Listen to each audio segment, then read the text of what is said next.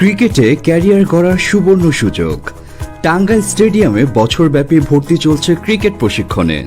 ভর্তি হওয়া যাবে ছেলে ও মেয়ে পৃথক ব্যাচে। বিকেএসপিতে ভর্তি ইচ্ছুক ও ছোট বাচ্চাদের জন্য রয়েছে বিশেষ প্রশিক্ষণের সুব্যবস্থা। দূরবর্তী ছাত্রদের জন্য আছে আবাসিকের সুবিধা। আগ্রহীরা আজই যোগাযোগ করুন টাঙ্গাইল স্পোর্টস একাডেমিতে। মোবাইল 01711730331, 01712786024 অথবা চোখ রাখুন টাঙ্গাইল স্পোর্টস একাডেমির অফিসিয়াল ফেসবুক পেজে। সংকট কেটে যাক, শান্তি ফিরে পাক, এই প্রত্যাশা ব্যক্ত করে আমি প্রান্তোষ ভট্টাচার্য আছি আপনাদের সাথে। বরাবরের মতো আমাদের পর্বে আজকে এসেছেন দুজন বিশেষ অতিথি। করোনাকালীন সংকটে টাঙ্গাইলের জাবিয়ানদের নিয়ে বংশাই টেলিভিশনের বিশেষ ধারাবাহিক আয়োজন জাবিড্ডা।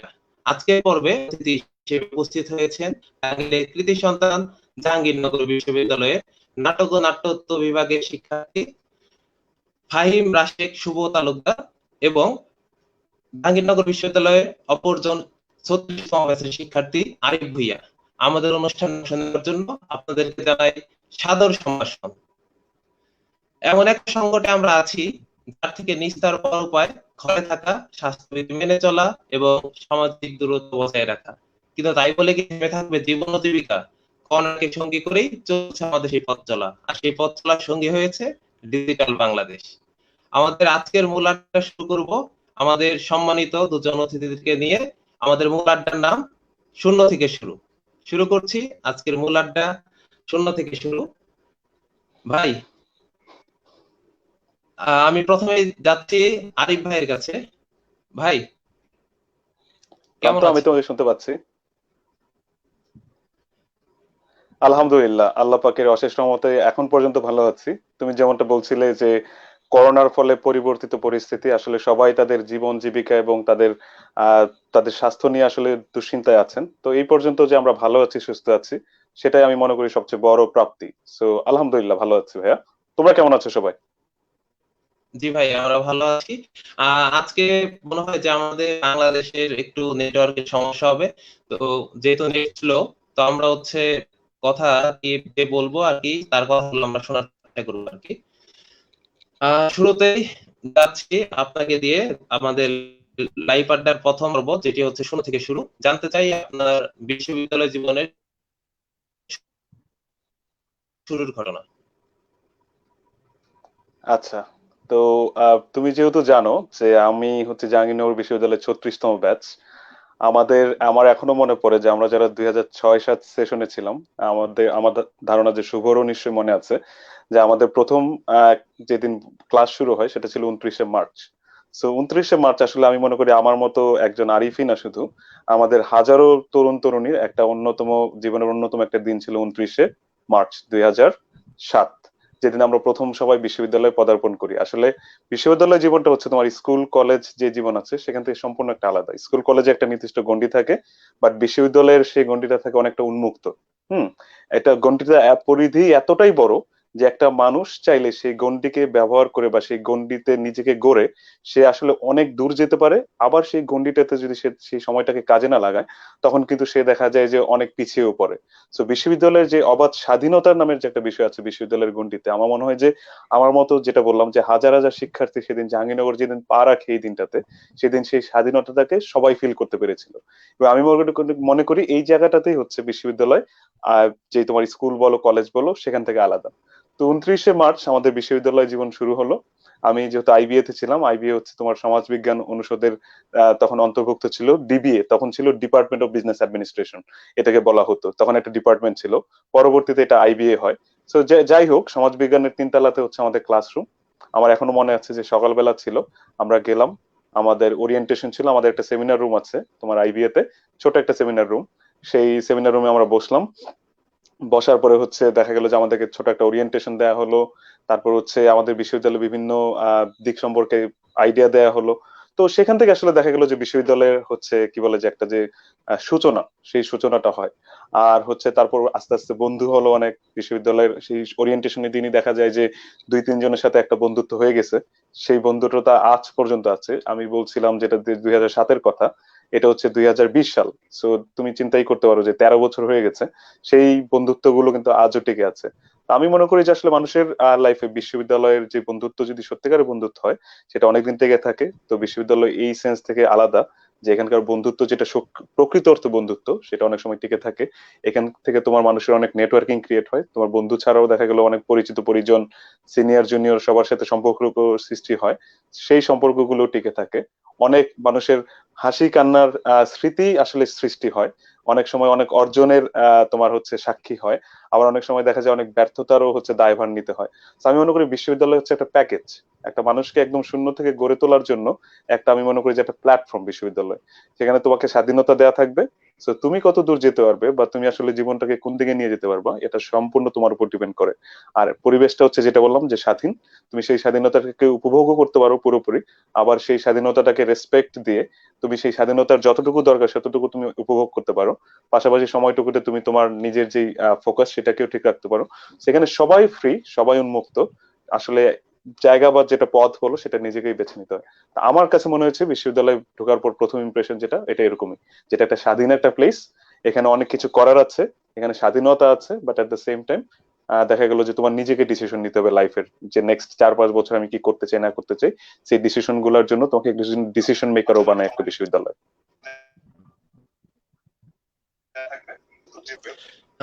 ধন্যবাদ ভাই, আপনার কাছ থেকে এই অনেক অনেক অভিজ্ঞতা এবং অনেক স্মৃতি, অনেক মজা, অনেক কথা আমরা শুনবো। তার আগে যাচ্ছি শুভ ভাই আছে, শুভ ভাইয়ের বিশ্ববিদ্যালয় জীবনের শুরুটা জানতে চাই। ধন্যবাদ আদর্শকে এরকম একটা অনুষ্ঠানে আমাকে অতিথি হিসাবে আমন্ত্রণ জানানোর জন্য। আরিফকেও অনেকদিন পরে দেখলাম, স্বাগতম আরিফ। সবাইকে আসসালামু আলাইকুম। বিশ্ববিদ্যালয় জীবনের প্রথম যে ঘটনাটা আমার মনে পড়ে, আরিফ যে দিনটার কথা বললো 29 মার্চ 2007, এই দিনটাতে ড্রামা এন্ড ড্রামাটিক্স ডিপার্টমেন্ট বিশাল একটা আয়োজন করছে আমাদের জন্য, যারা ফার্স্ট ইয়ার, নভেম্বর একটা অনুষ্ঠান আয়োজন করছে। সম্পূর্ণ দেশীয় ঐতিহ্য যেটা আছে বাংলার, সেইভাবে তারা একটা আয়োজন করছে। 35 ব্যাচের সবগুলো বড় ভাইয়া বড় আপুরা আমাদেরকে ওই হিন্দুদের যেমন প্রান্তস্থির ভালো বলতে পারবো, উল্লু ধ্বনি দিয়ে আমাদেরকে স্বাগত দেন। ঢাক, ঢোল, ঝাঁঝর সব ধরনের বাদ্যযন্ত্র বাজতেছে। আমরা পুরানপাড়ায় আমাদের দোতলায় ডিপার্টমেন্ট ছিল, আমরা নিচতলা থেকে হেঁটে দোতলা পর্যন্ত গিয়েছি।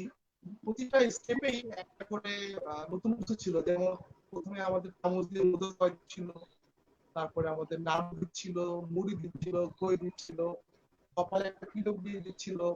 সবাই যখন যাচ্ছিল সবাই একটা রঙিন পানির মধ্যে পা ভিজিয়ে পায়ের একটা পদচিহ্ন একটা সাদা কাপড়ের উপর দিয়ে যাচ্ছিল, সেটা আবার পরে ডিপার্টমেন্টে ঝুলিয়ে রাখা হয়েছিল। এইভাবে যখন আমরা ডিপার্টমেন্টে ল্যাবে ঢুকি, তো প্রথম স্টার্টিং থেকে শুরু করে সবার পরিচয় জানা, সিনিয়রদের সব পরিচয় জানানো, সবকিছু মিলে খুব ভালো একটা এনভায়রনমেন্ট ছিল, আমি এটা মনে করতে পারি। প্রথম দিন এইটুকুই মনে ছিল। আর আরিফ যে বিষয়গুলো বললো, যে ও একটা ভালো কথা বলছে, আমার কথা খুব ভালো লাগছে, যে বিশ্ববিদ্যালয় হচ্ছে একটা প্যাকেজ, একটা প্যাকেজের মতো। যে আসলে বিশ্ববিদ্যালয়ের জীবন শেষ করার পরেই একটা মানুষ দায়িত্ব নিতে শেখে, যেমন নিজের তেমনি তার গোটা পরিবারের। তো আরিফ যেটা বললো, একটা প্যাকেজ হিসাবে যতগুলো জিনিস দরকার সবগুলো জিনিস জাহাঙ্গীরনগর বিশ্ববিদ্যালয় থেকে আমি পেয়েছি। আর আমার মনে হয় এই সবগুলো আমার এখন জীবনে কাজে লাগতেছে, এবং সবাই তার জীবনে কোনো না কোনো সময় এই জিনিসগুলো কাজে লাগবে। তো শূন্য থেকে শেষ বলতে গেলে অনেক বড় কাহিনী, অনেক বড় গল্প, আজকে এখানে হয়তো শেষ হবে না। কারণ একটা স্টুডেন্ট যখন তার ইন্টারমিডিয়েট লাইফ শেষ করে ভার্সিটিতে আসে, তখন সে অনেক কিছু কি জানতে শিখে।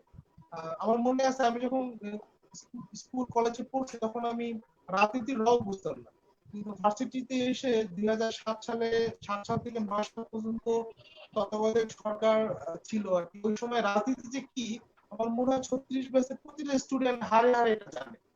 তো ওখান থেকে কিছু শিক্ষা নিয়েছি, কে আপন কে পর। তারপরে স্যারদের ভালোবাসা, সিনিয়রদেরকে মেনে চলা, জুনিয়রদেরকে ভালোবাসা, তো এগুলো সবগুলো কোনো না কোনো কাজে লাগে। আপনি যখন ভার্সিটি লাইফ শেষ করে কোনো জবে যাবেন বা ব্যবসা করবেন বা যেখানে যান না কেন, এই কোনো না কোনো জিনিসগুলো আপনার কাজে লাগবে। আর এটাই ভার্সিটি জীবনের শিক্ষা আমার মনে হয়।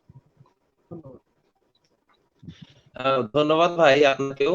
আপনাদের দুজনকে একসঙ্গে প্রশ্ন পর্বে নিয়ে যাব। যে প্রশ্ন পর্বের উত্তর আমি একসাথে দুজনে কাছ থেকেই নিব। আগে আপনি, তারপর আরিফ ভাই, না হয় আগে শুভ ভাই। আমি কার কাছে আগে যাই? শুভর কাছে আগে কথা যেতে বলেন, পারো। যেহেতু আপনার বন্ধু ক্লাসমেট। আচ্ছা, ওকে।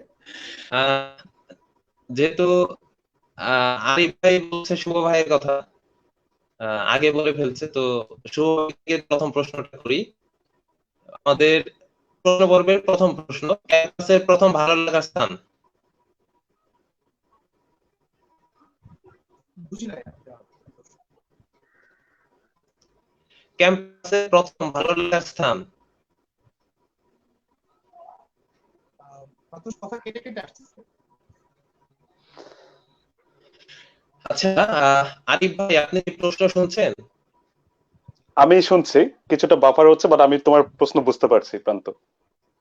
আচ্ছা, তাহলে আমি চাচ্ছি আপনাদের দুজনকে একসঙ্গে যেহেতু প্রশ্ন করব, আহ, ও, আমি চাচ্ছি ক্যাম্পাসে হ্যাঁ হ্যাঁ হ্যাঁ হ্যাঁ। প্রথম ভালো লাগার স্থান, হ্যাঁ, ক্যাম্পাসের প্রথম ভালো লাগার স্থান আলবেনি হল। আরিফ ভাই আপনার? আমি বলবো যে প্রথম ভালো লাগার স্থান বলতে আমি একদম ক্যাম্পাসে ঢুকেই যেই স্থানটা আমার প্রথম মানে হচ্ছে মনে হচ্ছে যে একটু আলাদা বা অন্যরকম সুন্দর, সেটা হচ্ছে মুক্ত মঞ্চ। মানে হচ্ছে ধরো স্কুল কলেজে তো আসলে দেখা গেল এই ধরনের মঞ্চ নাই। So আমি যখন জাহাঙ্গীরনগরে ঢুকলাম সেন্ট্রাল ফিল্ড দিয়ে, ওই যে প্রথম দিন হয় না যে সবাই আমরা মানে ঢুকছি, যাচ্ছি, একটু আশেপাশে দেখছি। আসলে খুব বেশি 9টার দিকে বোধহয় আমাদের ওরিয়েন্টেশন ছিল আইবিএ তে। তো খুব বেশি একটু এদিক ওদিক যাওয়া হয়নি, বাট যখন ডেডিকেট দিয়ে ঢুকছিলাম সেন্ট্রাল ফিল্ড দেখে দিয়ে যখন যাচ্ছিলাম, একটু হাঁটতেছিলাম, একটু টিএসসি দিকে ভাবলাম যে একটু দেখি। সো তখন দেখলাম যে মুক্ত মঞ্চটা।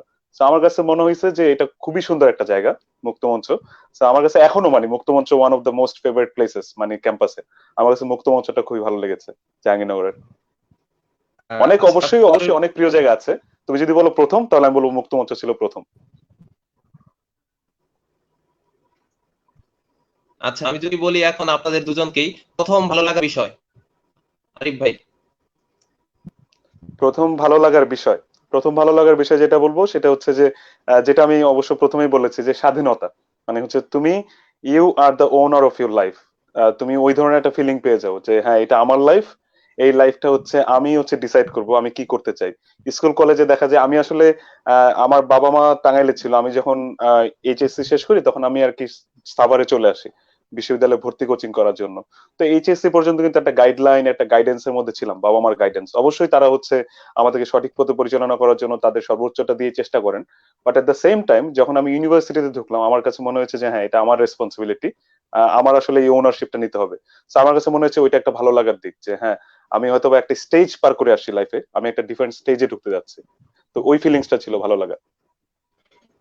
শুভ ভাই আপনার ভালো লাগা বলেন। আমার তোমার এই একটি প্রশ্নের আমি দুইটা উত্তর দেব। প্রথম আচ্ছা, একভাবে উত্তর দিতে, প্রথম ভালো লাগার বিষয় হচ্ছে যে আমি জাহাঙ্গীরনগরে চান্স পেয়েছি, এটা হচ্ছে প্রথম ভালো লাগার বিষয়। কারণ আমি 2004 আমার এসএসসি ইন্টারমিডিয়েট, তখন ভার্সিটিতে আমি কোচিং করে আমি বাংলাদেশের কোনো বিশ্ববিদ্যালয়ে চান্স পাইনি, এবং শুধুমাত্র ড্রামাটিক্সে চান্স পাইছি, এবং মানবিক শাখায় মেধাতে প্রথম হয়ে। তো ড্রামা এন্ড ড্রামাটিক্স ডিপার্টমেন্টটা ওইভাবে জানা ছিল না, ওইভাবে আমি এর জন্য প্রিপারেশনও নিইনি, এবার কোন একটা ভাবে হয়ে গেছে। তো আমি জাহাঙ্গীরনগর বিশ্ববিদ্যালয়ে চান্স পেয়েছি, এটা যখন আমার আশেপাশের লোকজন বা আত্মীয় স্বজন যখন যায় তখন তারা একটা প্রাউড ফিল করে। তো তাদের প্রাউড করা ফিল করা দেখে আমিও খুব প্রাউড ফিল করতেছি যে না, আমি আমি আমিও খুব খুশি, তারা খুব খুশি। এটা খুব ভালো লাগার বিষয়, এটা ক্যাম্পাসের বাইরে। আর ক্যাম্পাসের ভিতরে প্রথম ভালো লাগার বিষয় এটা হচ্ছে যে স্কুল কলেজ ইভেন দ্যাট, তোমরা বিশ্বাস করবে কিনা জানি না, আমি কলেজেও স্যারের হাতে মার খেয়েছি। তখন এটা ভালো লাগার বিষয় ছিল যে ভার্সিটিতে অন্তত টিচাররা মারবে না, এটা আমার ভালো লাগার বিষয় ছিল। Three। আচ্ছা, আরিফ ভাই আপনার কাছে যাচ্ছি, আপনার ক্যাম্পাস জীবনের প্রথম বন্ধু। প্রথম বন্ধু আমি জানি না আসলে ও দেখছে কিনা, মানে হচ্ছে লাইভটা। আমার ক্যাম্পাস জীবনের প্রথম বন্ধু যদি সত্যিকার অর্থে মানে যদি ওই বন্ধুত্ব বলো, ওর নাম হচ্ছে কমল। ও 36 ব্যাচেরই। যেটা বললাম যে সেমিনার লাইব্রেরিতে যেটা হয়েছিল যে আমাদেরকে ওরিয়েন্টেশন দিতে নিয়ে গেছে। তো নেওয়ার পরে সবাইকে একটা করে ধরো তোমার ফাইল হাতে দিয়েছিল আর কি। হুম। তো আমার হাতে ছিল একটা কালো কালারের ফাইল যেটা আমার খুব পছন্দ ছিল। কমলের হাতে ছিল একটা সবুজ কালারের ফাইল। হুম। যেটা আমার কাছে একটু পছন্দ না, ও আমার পাশে বসছিল, তখন পর্যন্ত কোনো কথা নাই, কোনো কথা নাই বার্তা নাই। হঠাৎ করে কমল বলতেছে কি যে আমার হাত থেকে কালো ফাইলটা নিয়ে, যে এটা আমার ফাইল, আর আমাকে সবুজটা দিয়ে বলতেছে এটা তোমার ফাইল। মানে প্রথম দিন কারোর সাথে পরিচয় নাই, কিছু নাই, মানে আমার কাছে এত মেজাজটা গরম হয়েছে তখন যে আরে কি রে ভাই, ঠিক আছে চিনি না জানি না, ও আমার কাছ থেকে আমার প্রিয় ফাইল নিয়ে গেল আর আমার একটা মানে ফালতু কালারের একটা ফাইল দিল। তো ওইটা দিয়ে আসলে কমলের সাথে আমার পরিচয়। পরে যখন ওই সেশন শেষ হলো তখন ওর সাথে কথা হলো যে কি ব্যাপার, তুমি আমার ফাইল নিলা কেন, এই নিলা কেন। তো এভাবে করতে করতে ওর সাথে পরিচয় হয়ে গেছে। তো ওই যে পরিচয়, ওই যে বন্ধুত্ব হলো, মানে এই যে আজকে 13 বছর হয়ে গেছে ক্যাম্পাসে, তো অবশ্যই আমার কয়েকজন বেস্ট ফ্রেন্ড আছে। তার মধ্যে কমল হচ্ছে একজন, আর কমল হচ্ছে সবার প্রথম যার সাথে আসলে আমার বন্ধুত্বটা হয়। আর বন্ধুত্বটা হয় আসলে এই উপায় আর কি। দেখা গেলো প্রথমে আমি চরম বিরক্ত ছিলাম, আস্তে আস্তে দেখা গেলো যে আমাদের আসলে বন্ধুত্বটা অনেক গাঢ় হতে থাকলো আর কি। শুভ ভাই, আপনার প্রথম বন্ধু? প্রথম বন্ধু এইটারও মনে হয় উত্তর দুইটা দিতে হবে, কারণ গ্রামীণ গ্রামাটিক্সে ভর্তি পরীক্ষা দিতে এসে তখন সোহেল, ও 36তম ব্যাচ। সোহেল ও ভালো করতেছে মিডিয়াতে। ও তখন ভাইবা দিতে আসছে, ও অনেকগুলো ফাইল নিয়ে আসছে। ও আন্তর্জেলা প্রতিযোগিতায় কবিতায় ফার্স্ট হয়েছে, ও নাচ পারে, অভিনয় পারে, এতগুলো ফাইল। তা আমাকে ও জিজ্ঞেস করতেছে যে ভাই আপনি আসছেন, আপনার কোনো ফাইল টাইল নাই? আমি বললাম না, আমার তো কোনো ফাইল নাই। তাহলে তো আপনার চান্স হবে না। তো ভাগ্য ভালো, সোহেলেরও চান্স হয়েছে, আমারও চান্স হয়েছে। সেই হিসাবে আমি বলবো সোহেল আমার প্রথম বন্ধু ডিপার্টমেন্টে ভর্তি হওয়ার আগে। ডিপার্টমেন্টে ভর্তি হওয়ার পরে প্রথম বন্ধু হচ্ছে অর্ক। অর্ক 36 ড্রামাটিক্সের আমাদের সাথে খুবই ক্লোজ ফ্রেন্ড আমার। আমি প্রথমে আমার অ্যালটমেন্ট ছিল আলবিরুনি হলে, তো আমার পরিচিত এক আঙ্কেল ছিল, উনি আলবিরুনি এক্সটেনশনে থাকতো।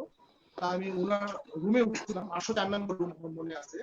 তো হঠাৎ করে অর্ক এসে আমার সঙ্গে পরিচয় হচ্ছে যে আমার নাম নুরুদ্দিন আল মাসুদ অর্ক, আমি 36তম ব্যাচ, রামায়ণ ড্রামাটিক্স, তুমি আমার বন্ধু, তুমি এখন আমার সঙ্গে আলবিরুনি মেইন হলে যাবা। এই কথা বলে সে আমার এই যে বালিশ ছিল আর কোল বালিশ ছিল একটা, আমার দিয়ে দিছিল।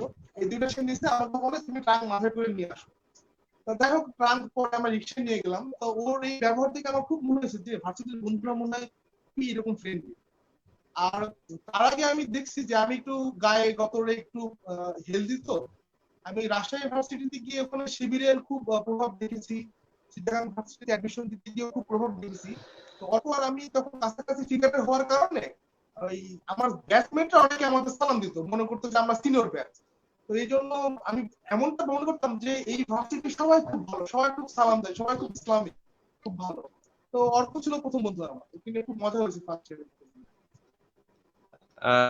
আরিফ ভাইয়ের কাছে আছি, আপনার ক্যাম্পাস জীবনের প্রথম বান্ধবী? ক্যাম্পাস জীবনের প্রথম বান্ধবী, হ্যাঁ। তারাও একটু সময় দিতে হবে, কয়েকজনই ছিল, এখন আমি মানে আমি এক্সাক্ট টাইমটা মনে করতে পারতেছি না যে আসলে প্রথমে কে ছিল। আহ, আমি জানি না, বুঝতেই পারতেছি এটা সেন্সিটিভ একটা ম্যাটার, বান্ধবীদের কাকে থুয়ে কাকে বলবো। এখন দেখা যাবে যে পরে লাইভের পরে হয়তো বা ওরা আমার সাথে যোগাযোগ করবে কি ব্যাপার, আমি ছিলাম প্রথম বান্ধবী। আমার মনে হয় আখি, আখি ছিল আমাদের আইবি এর, ও ছিল আমার ক্যাম্পাস লাইফের প্রথম বান্ধবী। কারণ ওর সাথে আমার হচ্ছে যেদিন আমি ভর্তি হতে যাই ওই দিন আমার আব্বু আমাকে নিয়ে গিয়েছিল, আবার হচ্ছে আখির সাথেও আঙ্কেল এসেছিলেন আর কি। তো সেখানে আমাদের কথাবার্তা হয়। তো আমি ওকে জিজ্ঞেস করলাম যে তুমি ভর্তি হতে আসো, ও বললো হ্যাঁ, ও আবার আমাকে জিজ্ঞেস করলো। তো এভাবে কথাবার্তা হলো। তো হ্যাঁ, আমার মনে হয় আখির সাথে আমার প্রথম মানে হচ্ছে বন্ধুত্ব হয়েছিল, এরপর তো সবার সাথেই বন্ধুত্ব হয়, বাট প্রথম যদি বলো আখি ছিল আমার প্রথম মানে পরিচয় ওর সাথে অ্যাজ এ ফ্রেন্ড। আচ্ছা আচ্ছা, শুভ ভাইয়ের কাছেও একই প্রশ্ন। আমি আমাদের ক্যাম্পাসে ক্লাস 29শে মার্চ থেকে শুরু হলো, আমি 17ই মার্চ বা তারও আগে থেকে ক্যাম্পাসে থাকি। তো তখন আমি ট্রান্সপোর্টে যাই, পুরাতন ট্রান্সপোর্টটা ফজলুদ্দিনের সামনে ছিল এই পাশটায়। তখন বাংলার তিথি ছিল 36-এ। ওর সাথে আমার একটা বন্ধুত্ব গড়ে ওঠে, আমরা ট্রান্সপোর্টে বসতাম এবং আমরা সবাই একটু আগে ক্যাম্পাসে চলে আসতাম। এটা হচ্ছে আমাদের ক্লাস শুরু হওয়ার আগে প্রথম বান্ধবী হিসাবে বলে তিথির সঙ্গে পরিচয় ছিল। আর ক্যাম্পাস শুরু হওয়ার পরে আমাদের শিল্পী এবং নিয়মী এই দুইটা বান্ধবী ছিল ড্রামা ড্রামাটিক্সে, ওদের দুজনের সঙ্গে আমাদের ভালো ফ্রেন্ডশিপ ছিল প্রথম থেকে ছিল। আচ্ছা, দুজনের জন্যই প্রশ্ন।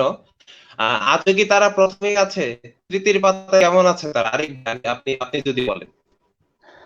না, আখি তার সন্তান এবং বাচ্চা টাচ্চা নিয়ে মানে সুখে আছে আলহামদুলিল্লাহ, এতটুকু বলতে পারি। আর বান্ধবী হিসেবে এখন পর্যন্ত আছেন। খুব বেশি একটা আসলে যোগাযোগ যে হয় সেটা আমি বলবো না, বা তারপরও যে আপডেট ফেসবুকের কল্যাণে দেখা গেল যে এখন আপডেট গুলো আমরা নিয়মিত পাই। আমাদের দেখা গেল 36 এর গ্রুপ আছে, তারপর হচ্ছে আইবি এর আমাদের যে 16 ব্যাচ, যেটা আমাদের জাহাঙ্গীরনগর 36 ব্যাচ, সো IBA 16 একটা ব্যাচ আছে। তো সেখান থেকে আপডেট গুলো আমরা আসলে নিয়মিত পাই, সবারটা সবাই। আচ্ছা, শুভ ভাই? তিনজনের নাম বলছি বান্ধবী। তিথি ভালো আছে, ও বিসিএস ক্যাডার শিক্ষা। ও ক্যাম্পাসে যে আমাদের 34তম ব্যাচের এসএসসি হয়ে এক বড় ভাইকে বিয়ে করছে, ভালো আছে। শিল্পী বিয়ে করছে, যে করে বাচ্চা নিয়ে মোহাম্মদপুরে থাকে। আর নিয়মি বিয়ে করছে তার কাজিনকে, ওনারা দুইজনই আমেরিকা থাকে। ভালো আছে, সবাই ভালো আছে, আমরা ভালো আছি আলহামদুলিল্লাহ। হ্যাঁ, আপনাদের অনেক স্মৃতি আমি বুঝতে পারছি। আর আজকে আড্ডা মনে হচ্ছে 36 ব্যাচময় হয়েছে ভাই। 36, দুজন 36। হ্যাঁ, তো আমরা যাবো না বলা স্মৃতিতে, কিন্তু ছোট্ট একটি বিরতির পর। ক্রিকেটে ক্যারিয়ার গড়ার সুবর্ণ সুযোগ। টাঙ্গাইল স্টেডিয়ামে বছরব্যাপী ভর্তি চলছে ক্রিকেট প্রশিক্ষণে। ভর্তি হওয়া যাবে ছেলে ও মেয়ে পৃথক ব্যাচে। বিকেএসপিতে ভর্তি ইচ্ছুক ও ছোট বাচ্চাদের জন্য রয়েছে বিশেষ প্রশিক্ষণের সুব্যবস্থা। দূরবর্তী ছাত্রদের জন্য আছে আবাসিকের সুবিধা। আগ্রহীরা আজই যোগাযোগ করুন টাঙ্গাইল স্পোর্টস একাডেমিতে। মোবাইল 01711730331, 01712786024, অথবা চোখ রাখুন টাঙ্গাইল স্পোর্টস একাডেমির অফিসিয়াল ফেসবুক পেজে।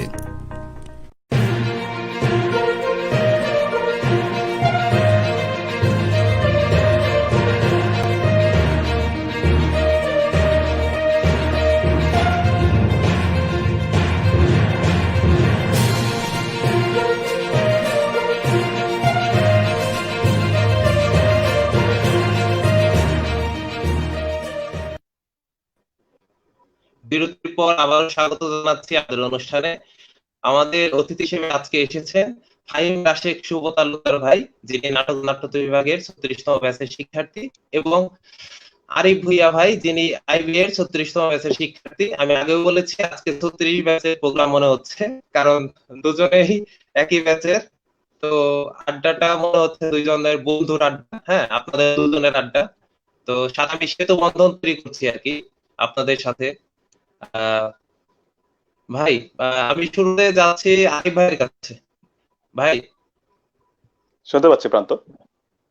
হ্যাঁ, আপনাকে ভাই এখন আমি পাবনায় টাইম মেশিনে নিয়ে যেতে চাই, যেখানে আপনি শিক্ষার্থী জীবনে ফিরে যেতে পারেন সেই টাইম মেশিনে করে। আপনি কি প্রস্তুত? হ্যাঁ, প্রস্তুত। হ্যাঁ, আপনার জন্য প্রথম প্রশ্ন, যেহেতু টাইম মেশিন দিয়ে দিয়েছি আপনাকে, এখন যদি ক্যাম্পাসে ফিরে যেতে পারেন তাহলে কোন সময় ফিরে যাবেন? ক্যাম্পাসে ফিরে যেতে চাইলে আমার মনে হয় যে ফার্স্ট সেমিস্টার, যখন তোমার তেমন কোনো চাপ নেই, বা হচ্ছে তুমি সেভাবে আর কি, দেখা গেল পড়াশোনা হোক বা বা বিভিন্ন বিষয় হোক, সেগুলো নিয়ে তখন পর্যন্ত ততটা সিরিয়াস না, বা হচ্ছে তোমার একসাথে যখন তুমি একটা মানে হচ্ছে ইউনিভার্সিটিতে থাকো বা একটা ডিপার্টমেন্টে থাকো, তখন দেখা যায় অনেক ধরনের বিষয় চলে আসে। সো দেখা গেল সেই বিষয়গুলো তখন পর্যন্ত তোমাকে স্পর্শ করে না। So আমি বলবো যে ফার্স্ট ইয়ার, ফার্স্ট সেমিস্টার হচ্ছে এমন একটা মানে সেমিস্টার, যেখানে সবার মনে অনেক ধরনের তোমার হচ্ছে স্বপ্ন, অনেক ধরনের আবেগ, অনেক ধরনের তোমার হচ্ছে কি বলে রং মিশে থাকে। সো ওই সময়টা আমি মনে করি বেস্ট, যে নতুন নতুন হলে থাকা। আমি যদিও হলে থাকিনি, বাট আমার অ্যালটমেন্ট ছিল মীর মশাররফ হোসেন হল। তো দেখা গেল যে শুরুতে শুরুতে মাঝে মধ্যে বন্ধুদের সাথে যে থাকতাম, দেখা করতাম, আমরা দেখা গেল সন্ধ্যার সময় ওই যে বটতলায় যেতাম একসাথে, তারপর হচ্ছে ক্যাম্পাস ঘুরে ফিরে বেড়াতাম। আমার মনে হয় যে আমি ওই সময়টা সবচেয়ে বেশি এনজয় করেছি ক্যাম্পাসে, ফার্স্ট ইয়ার ফার্স্ট সেমিস্টার সময়টা। ভাই, আমি শুভ ভাইকেও একই প্রশ্ন রাখছি। ভাবনায় টাইম মেশিনে আপনাকেও নিয়ে এসেছি, তো আপনার জন্য একই প্রশ্ন। আমার আমার মনে হয় ক্যাম্পাসে গেলে 2007 সালের 29শে মার্চ থেকে লাস্ট ইয়ার পরীক্ষার আগ পর্যন্ত সময়টাকে আমি বেছে নেব। কারণ এই সময়টাই রঙিন একটা সময় ছিল, মোস্ট কালারফুল লাইফ ছিল আর কি। আচ্ছা, আর পরীক্ষার পর থেকে লাইফটা অন্যরকম হয়ে গেল। আচ্ছা, আপনারা দুজন এখন ভাবনায় টাইম মেশিনে আছেন, হ্যাঁ একসাথে। এখন আপনারা ক্যাম্পাসে একসাথে যদি দেখা হয়, প্রথম দেখাতে দুজন কি বলবেন দুজন দুজনকে? ওই যে আমি সালাম দিব শুভকে, বড় ভাই মনে করে। শুভ ভাই? আমি আমি আমি আর কি বলবো, দোস্ত চল যাই, বর্তমানে যাই, কিছু খাই, তখন আর চল মেয়ের চত্বরে যাই, ওর তো এমনি চল, মেয়েরই যাইতে হলো এই আর কি। আহ, আপনি আহ, কি আবার আপনি কি আবার সাপোর্ট দিবেন নাকি ভাইকে? আপনাকে না ভাই বলে সালাম দিবে? না, আমাকে অনেকে সালাম দিছে, মানে আমি অনেক, আমার ডিপার্টমেন্টেরই 34-এর অনেক বড় ভাই আছে, ওরা মনে করতো যে, সরি ডিপার্টমেন্টের না, পুরান 34-এর অনেক বড় ভাই মনে করতো যে আমি সিনিয়র তাদের। আমি মানে 34 মানে আমি 34-এর মতো লাগে এরকম। আচ্ছা আচ্ছা ভাই, এখন আপনারা দুজন যদি হলে যেতে যেতে চান, তাহলে আপনার তো দুজনেরই তো হল ঠিক করা আছে। তো হলে গিয়ে প্রথম কোন কাজটা করবেন? দুজনের জন্য একই প্রশ্ন।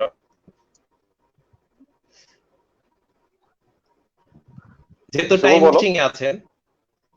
হ্যাঁ, শুভ ভাই বলেন।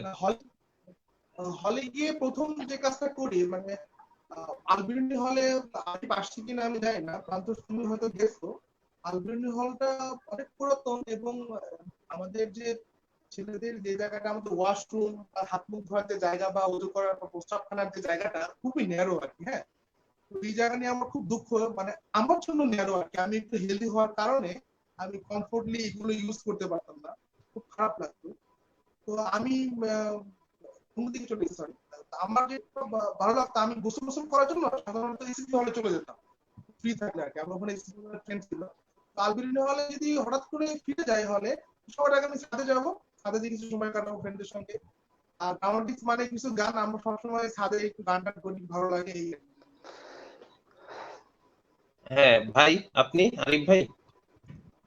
আমি যেটা বলেছি প্রান্ত, আসলে আমার হলের এমএইচ হলের একটা রুম অ্যালোকেট ছিল আমার জন্য, কিন্তু আমি নিজে থাকতাম না। আমার বন্ধু ছিল এলিস, আমাদের আইবি এর 36 এর, ও হচ্ছে আমার ওই রুমটাতে থাকতো।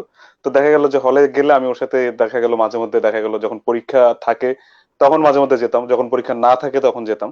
পরীক্ষা থাকলে দেখা যেত মাঝে মধ্যে গ্রুপ স্টাডি পারপাসে যেতাম, পরীক্ষা না থাকলে দেখা যায় যে মজা করতে যেতাম। তো হয়তো বা যেতাম। তারপর হচ্ছে এলিস, তারপর হচ্ছে আমি জানি না শুভর মনে আছে কিনা, সাকিব, শেভিন, তাইসির, অনিন্দ, ওরা ছিল এমএইচ হলের। তো দেখা গেল যে আমি আসলে খুব তাড়াতাড়ি মানে ঘুমিয়ে পড়ি আর কি রাত্রেবেলা। কিন্তু বুঝতেই পারছো যে যারা রেগুলার হলে থাকে তাদের ওই অভ্যাসটা ওইভাবে আসলে থাকে না, দেখা যায় তারা একটু রাত জেগে আসলে ঘুমানোর আসলে চেষ্টা করে। তো দেখা যায় আমি যখন পরীক্ষা থাকতো না যেতাম, তখন এই যে এরকম সন্ধ্যার দিকে দেখা যায় সবাই বিভিন্ন কাজটা সেরে হলে আসতো। সন্ধ্যার পরে দেখা যেত যে আমরা বটতলার দিকে যেতাম রাতে খাওয়া দাওয়া করতে।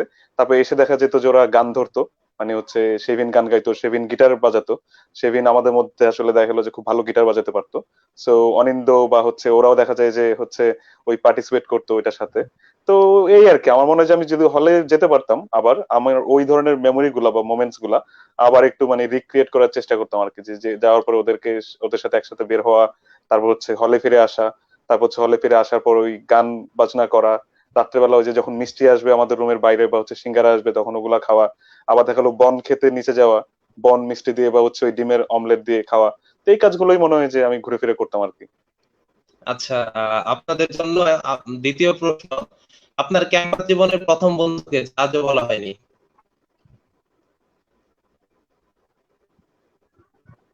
বুঝলে? আরিফ ভাই আগে বলেন। সরি, আরেকটা বার বলো প্রান্ত, আমি শুনতে পাইনি তোমার প্রশ্নটা। আহ ক্যাম্পাস জীবনের প্রথম বন্ধুকে যা আজও বলা হয়নি। তা আজও বলা হয়নি। আহ প্রথম যেটা তুমি বলছো বান্ধবী, সে তো ধরো যার কথা বললাম আখি, বাট প্রথম যে বন্ধু আমি যে কমলের কথা বললাম, ও আসলে যেটা বললাম যে আমার এমনই বেস্ট ফ্রেন্ড যে আমার মনে হয় যে এমন কোনো কথা নাই যে ওর সাথে ওইভাবে আমি শেয়ার করিনি। আমার যেটা হাসির হোক কান্নার হোক সেই কথাগুলো ওকে বলছি। তারপর হচ্ছে ওর ফ্যামিলি বা হচ্ছে ওর পার্সোনাল বিষয়গুলো আমাকে বলছে। এখন এমন কোনো কথা নাই যেটা আমি ওকে বলি নাই। আমার মনে হয় যে বন্ধুত্বর মধ্যে তুমি ধরো তোমার বন্ধুত্বের পাশাপাশি তো একটা ব্যক্তিগত জীবনও আছে প্রত্যেকের, বাট ওই ব্যক্তিগত জীবনটাকে যদি আমি পাশে রাখি, কিন্তু আমি যদি জাস্ট আমার আর ওর সম্পর্কটাকে বন্ধুত্বের ফ্রেম থেকে দেখি, তাহলে আমার মনে হয় যে একজন বন্ধু একজন বন্ধুকে যতটুকু কিছু শেয়ার করা উচিত, আমার মনে হয় যে আমি ওকে ততটুকু শেয়ার করেছি। দেখা যাচ্ছে কখনো পরীক্ষা খারাপ হলে ওর সাথে শেয়ার করতাম, পরীক্ষা ভালো হইলে ওর সাথে শেয়ার করতাম। সো মোটামুটি বন্ধুত্বের যেই আমাদের যে গণ্ডিটা আছে ওর মধ্যে সবকিছু আমার মনে হয় যে ওর জানা। আচ্ছা শুভ ভাই, আপনার কাছে একই প্রশ্ন। আম, বন্ধুকে এখনো যেটা বলা হয়নি, এই প্রশ্নের উত্তরে আমি বলবো, কোনো একটা কারণে, পলিটিক্যাল বা কোনো একটা কারণে আমাদের আজকে শেষ করে যখন আমরা সেকেন্ড ইয়ারে উঠি, কোন তত্ত্বাবধায়ক সরকার ক্ষমতায়, তখন আমি, অর্ক, জয়ন্ত, আমরান এবং সোহেল আমাদেরকে আলবেনি হল থেকে বের করে দেওয়া হয়েছিল।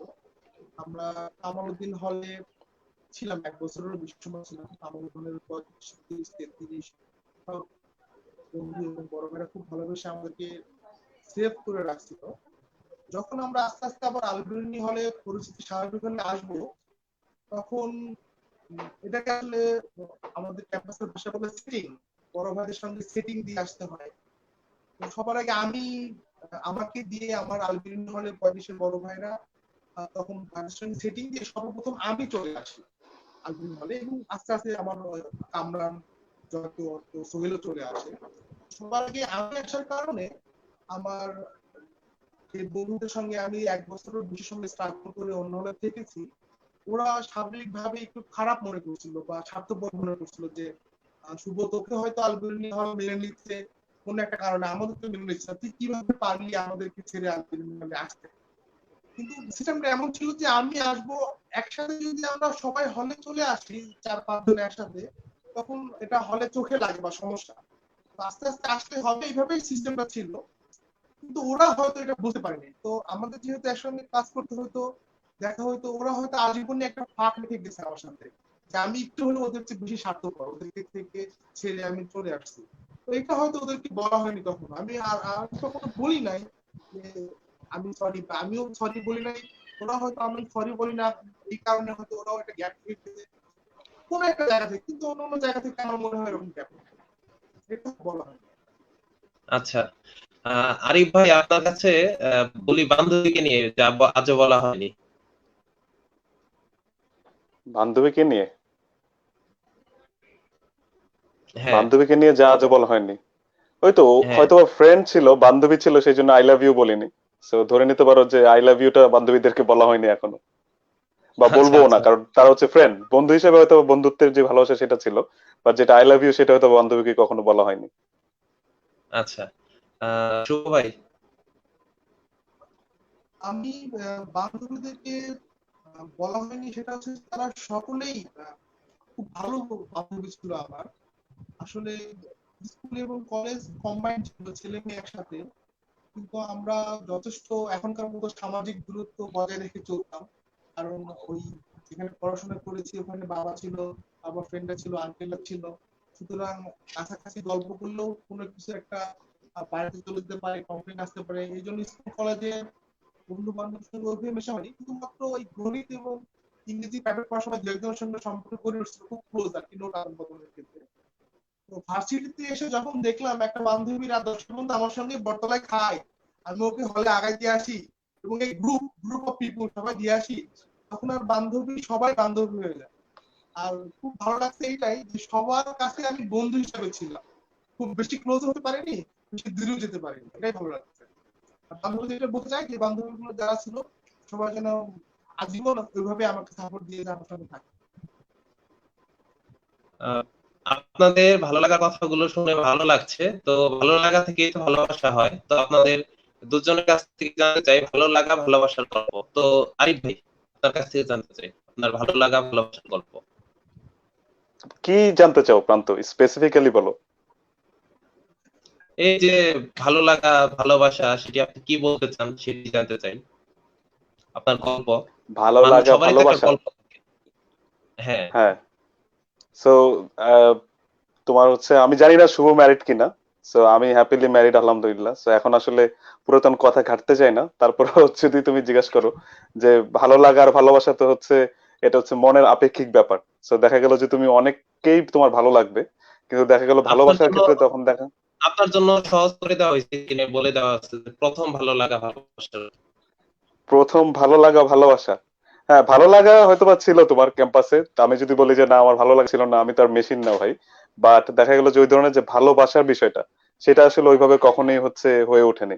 তো হয়তোবা প্রথম সেমিস্টারে যখন তোমার রেজাল্ট হলো, আলহামদুলিল্লাহ যখন রেজাল্ট ভালো হলো, তো তখন একটা পিয়ার প্রেশারও ছিল সেই রেজাল্টটাকে মেনটেন করা, বা একটা এক্সপেকটেশন সবার চলে আসছে। তো সেটাকে যদি তুমি মেনটেন করতে চাও, তখন আসলে অনেক কিছু স্যাক্রিফাইস করতে হয়। তো দেখা গেল যে আসলে তখন ফোকাসটা একদিকে চলে যায়, তো সেই জন্য হয়তো বা ওই ধরনের তুমি যে গল্প চাচ্ছ সেই গল্পটা আমি হয়তো বা তোমাকে এখন বলতে পারবো না আর কি, বা আমার ওই ধরনের গল্প হয়তো বা হয়ে ওঠেনি বিশ্ববিদ্যালয় জীবনে। আচ্ছা ভাই, আপনার জন্য একই প্রশ্ন। আমার আমি হ্যাপিলি ম্যারিড। আমার বিয়ের বয়স 8 বছর চলছে। আমার একটা মেয়ে আছে 5 বছর বয়স। আহ, আমার ক্যাম্পাসে আমার জীবনে 2টা প্রেম করছি আমি। প্রথম প্রেমে আমি সফল হইনি, দ্বিতীয় প্রেমে সফল হয়েছি। এবং আমার ওই দুজনই দুজনকে চেনে এবং এরা দুইজনে কেউ ক্যাম্পাসের কেউ না। শুভ, আহ, আর ভাবি জানে হ্যাঁ, বিষয়? হ্যাঁ জানে, তারা দুইজনে দুজনকে চেনে আর কি। দুইজনে আচ্ছা। দুজনকে চেনে। তো ক্যাম্পাসে আমার ক্লোজ কিছু ফ্রেন্ড, আরবিন ফ্রেন্ড, ডিপার্টমেন্টের ফ্রেন্ড বা অন্য ডিপার্টমেন্টের শুভ ফ্রেন্ডরা শুভ একসাথে। ভাই, আমার শুভ ভাই, একটু একটু একটু জোরে, একটু জোরে কথা বলেন শুভ ভাই, আপনার কথাগুলো শোনা, আমাদের দর্শক শুনতে পাচ্ছে না। এখন শোনা যায়, এখন শোনা যায়। হ্যাঁ হ্যাঁ হ্যাঁ, শুনতে পাচ্ছে? হ্যাঁ হ্যাঁ। হ্যাঁ হ্যাঁ। তো আমার আমার অনেকে আমাকে খারাপ মনে করতে পারে, সেটা হচ্ছে যে ক্যাম্পাসে যারা ক্যাম্পাসের ছেলে মেয়ে যারা অ্যাফেয়ারে জড়িত ছিল বা জড়িত আছে, এরা বেশিরভাগ সময় একসঙ্গে থাকার কারণে আমার মনে হয় তারা ফ্রেন্ডদের কাছে কিছুটা সময় কম পায় বা কম দেয়। তো এটা আমার কাছে বরাবরই খারাপ লাগতো, বিশেষ করে আমার ফ্রেন্ডরা যারা তাদের অ্যাফেয়ার ক্যাম্পাসের ভিতরে ছিল, তারা আমাদের সঙ্গে কম সময় দিত। আর যখন সময় দিতে আসতো তখন আমরা বলতাম আইসে এখন, এরকম কথাবার্তা বলতাম আর কি। তো যাই হোক, ক্যাম্পাসে এরকম ভালো লাগার মানুষ ছিল না। আমাদের কিছু কমেন্ট এসেছে, আমরা অনেকেই কমেন্ট করছে। আমি যা দেখছি আজকে যারা কমেন্ট করছে ম্যাক্সিমাম 36 ব্যাচের ভাই। এর জন্যই বলেছি আড্ডা 36 ব্যাচময় হয়ে গেছে। 36 তো সেরা ব্যাচ, মানে জাহাঙ্গীরনগরে যতগুলো ব্যাচ আসছে আমার মনে হয় যে 36 ইজ দ্য বেস্ট ব্যাচ। ঠিক আছে, সো আসলে 36 তো মানে সেরাই, এটা বলার কিছু নাই। ভাই, ভাই সবার কাছেই যার যার ব্যাচকে সেরা মনে হয়, এটা হচ্ছে মূল কথা। এক্স্যাক্টলি এক্স্যাক্টলি, আমি মজা করলাম, বাট আসলে সবারই আহ, নিজের ব্যাচের আপনার, প্রতি একটা আলাদা ইমোশন কাজ করে। হ্যাঁ আপনার ব্যাচের স্লোগানটা কি ছিল ভাই? আমার ব্যাচের স্লোগান, হ্যাঁ আগুনে আগুন উৎসাহ 36। এক্স্যাক্টলি এক্স্যাক্টলি, থ্যাংক ইউ শুভ, হ্যাঁ আসলে ভাই, ভুলে গিয়েছিলাম শুভ, আপনি তোমাকে ভুলে গেছেন ধন্যবাদ। ভাই। প্রথম হ্যাঁ প্রথম বছর আপনি থেকে। বললেন দেখি আপনাকে প্রশ্ন করলাম। হ্যাঁ, আমি হ্যাঁ 0, শুভ 1। হ্যাঁ আপনারা দুজন মিলেই তো ওই যে 0 আর 1। তো যদি বলি আপনি 1, শুভ ভাই 0, তার মানে আপনারা দুজনে মিলেই 10, আরেকটা 0 বসান 100। আচ্ছা, থ্যাংক ইউ প্রান্ত। তো দু বন্ধু মিলেই আর কি এইভাবে এগিয়ে যেতে হয়। ভাইয়া, আমি জানতে চাচ্ছি আপনার প্রথম ভালোবাসার মানুষটির প্রথম গিফট কি ছিল? আরিফ ভাই। আহ, প্রথম ভালোবাসার মানুষের গিফট আসলে আহ, আমি বলবো না ঠিক যে সেটা হচ্ছে একদম সেই ভালোবাসার রিলেশনশিপের গিফট, বা দেখা গেল যে আমি একটা বই পেয়েছিলাম আমার এক হচ্ছে ফ্রেন্ডের কাছ থেকে। সো আমি নাম বলবো না, কিছু বলবো না, because I respect her and হচ্ছে আমি চাই না যে হচ্ছে তার নাম এখানে আসুক। সো সে আমাকে একটা বই দিয়েছিল, যে মা বাই ম্যাক্সিম গোর্কি। হুম। তো তার নামটা এমন ছিল যে তার নামের সাথে আরেকটা অক্ষর লাগালে হচ্ছে ছেলেদের নাম হয়ে যায়। তো আমি আসলে যখন স্কুল কলেজে ছিলাম আমি খুবই শাই ছিলাম। হয়তো টাঙ্গাইলের বন্ধুরা যারা আমাকে দেখছে ওরা হয়তো বা আমাকে চেনে যে আমি আসলে হাইটেও ছোট ছিলাম যখন স্কুল কলেজে ছিলাম। তো অনেকে আসলে আমাকে দেখা গেল যে পিচ্চেরই ডাকতো, মানে আমি এতটাই মানে খুব বেশি একটা হাইট ছিলাম না, আমাকে দেখতেও একদম বাচ্চা বাচ্চা লাগতো। তো দেখা গেল যে ওই যে প্রেম ভালোবাসার যে একটা সাহস লাগে, সেই সাহসটা আসলে আমার ভিতর ছিল না। তো ইউনিভার্সিটিতে যখন আসি, যখন আমি এরকম একটা মানে ইউনিভার্সিটি ওঠার আগে আবার হঠাৎ করে যখন ঢাকাতে কোচিং করতে আসি বিশ্ববিদ্যালয়ে, তখন আবার আমি অনেক লম্বা হয়ে যাই, আই ডোন্ট নো হাউ। তখন আমি যখন আবার টাঙ্গাইল ফেরত যাই ওই ছুটিতে, তখন আমার বন্ধুরা দেখে আমাকে চেনে না, যারা আমাকে পিচ্চিয়ারি বলতেছিল দেখা গেছে ওরাই আমার চেয়ে খাটো হয়ে গেছে লম্বায়। সো ইন্টারেস্টিংলি মানে এটা আসলে ফ্যাক্ট, মানে আমি এটা বানাই বলতেছি না। সো যখন ইউনিভার্সিটিতে গেলাম, যখন আমি এরকম একটা মানে ধরো গিফট পেলাম, আমি আসলে এটা নিতে পারি নাই, মানে আমার কাছে খুবই নার্ভাস লাগতেছিল যে এরকম এরকম হয়েছে। তখন একদম প্রথম দিকের কথা আর কি, পরবর্তীতে তো আর ওইটা হচ্ছে ওই ভয় বা কিছু ছিল না। তো আমি হচ্ছে কি যে তার নামটা ছিল, আমি ওই তার নামের শেষে আরেকটা কলম দিয়ে মানে হচ্ছে এটা ছেলেদের নাম মানে বানাই দিছে আর কি, যেন কেউ দেখে না বোঝে যে আমাকে একটা মেয়ে একটা হচ্ছে বই বা কিছু একটা দিয়েছে আর কি। তো ব্যাপারটা ছিল যে সে যখন বইটা দিছে তার নামটা লিখছিল হচ্ছে সবুজ কলমে, কারণ আমার কাছে তো আর সবুজ কলম নাই, আমি ওই যে লাস্টের অক্ষরটা কালো কলম দিয়ে লিখছি।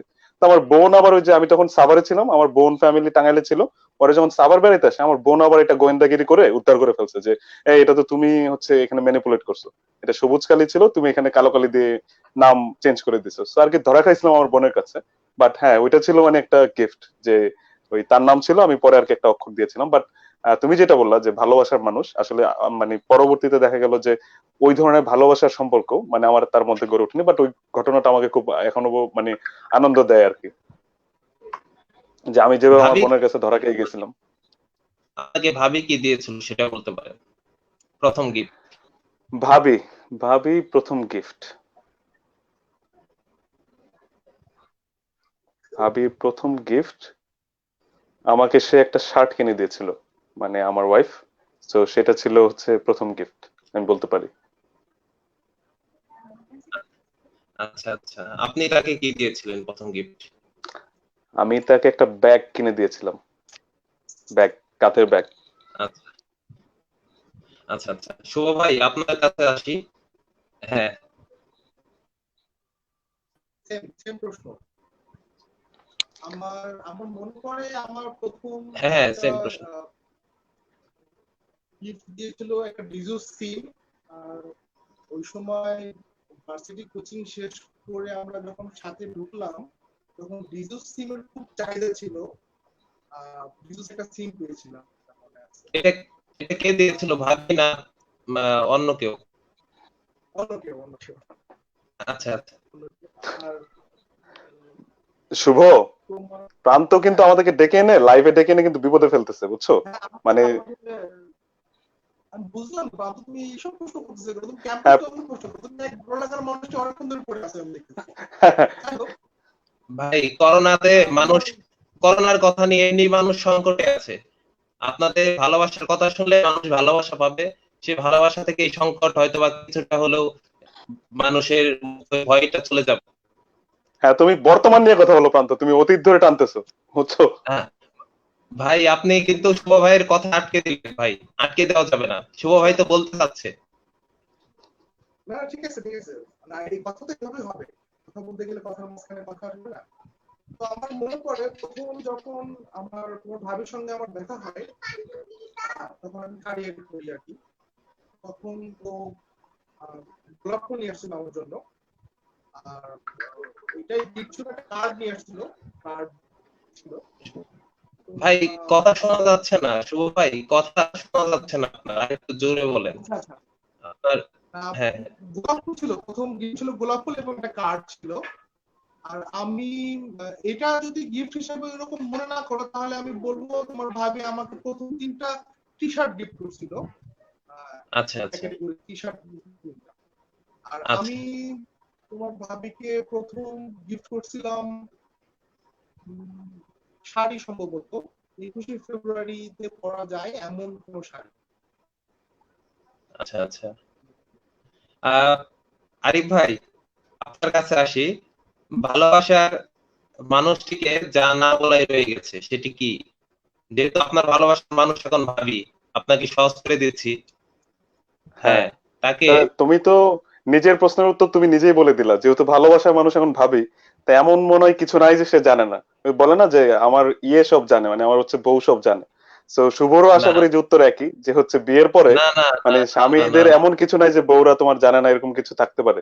বুঝতে পারছো? না যদি না সে না না প্রেমিকা হইতো তখন দেখা যেত মিস্ট্রি কিছু রেখে দেওয়া যেত, মানে রহস্য রেখে দেওয়া না যেত। না না ভাই, বাট যখন বিয়ে হয়ে যায় রহস্য আর থাকে না।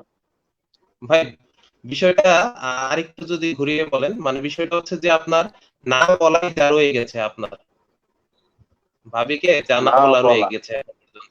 হ্যাঁ, সেটি কি?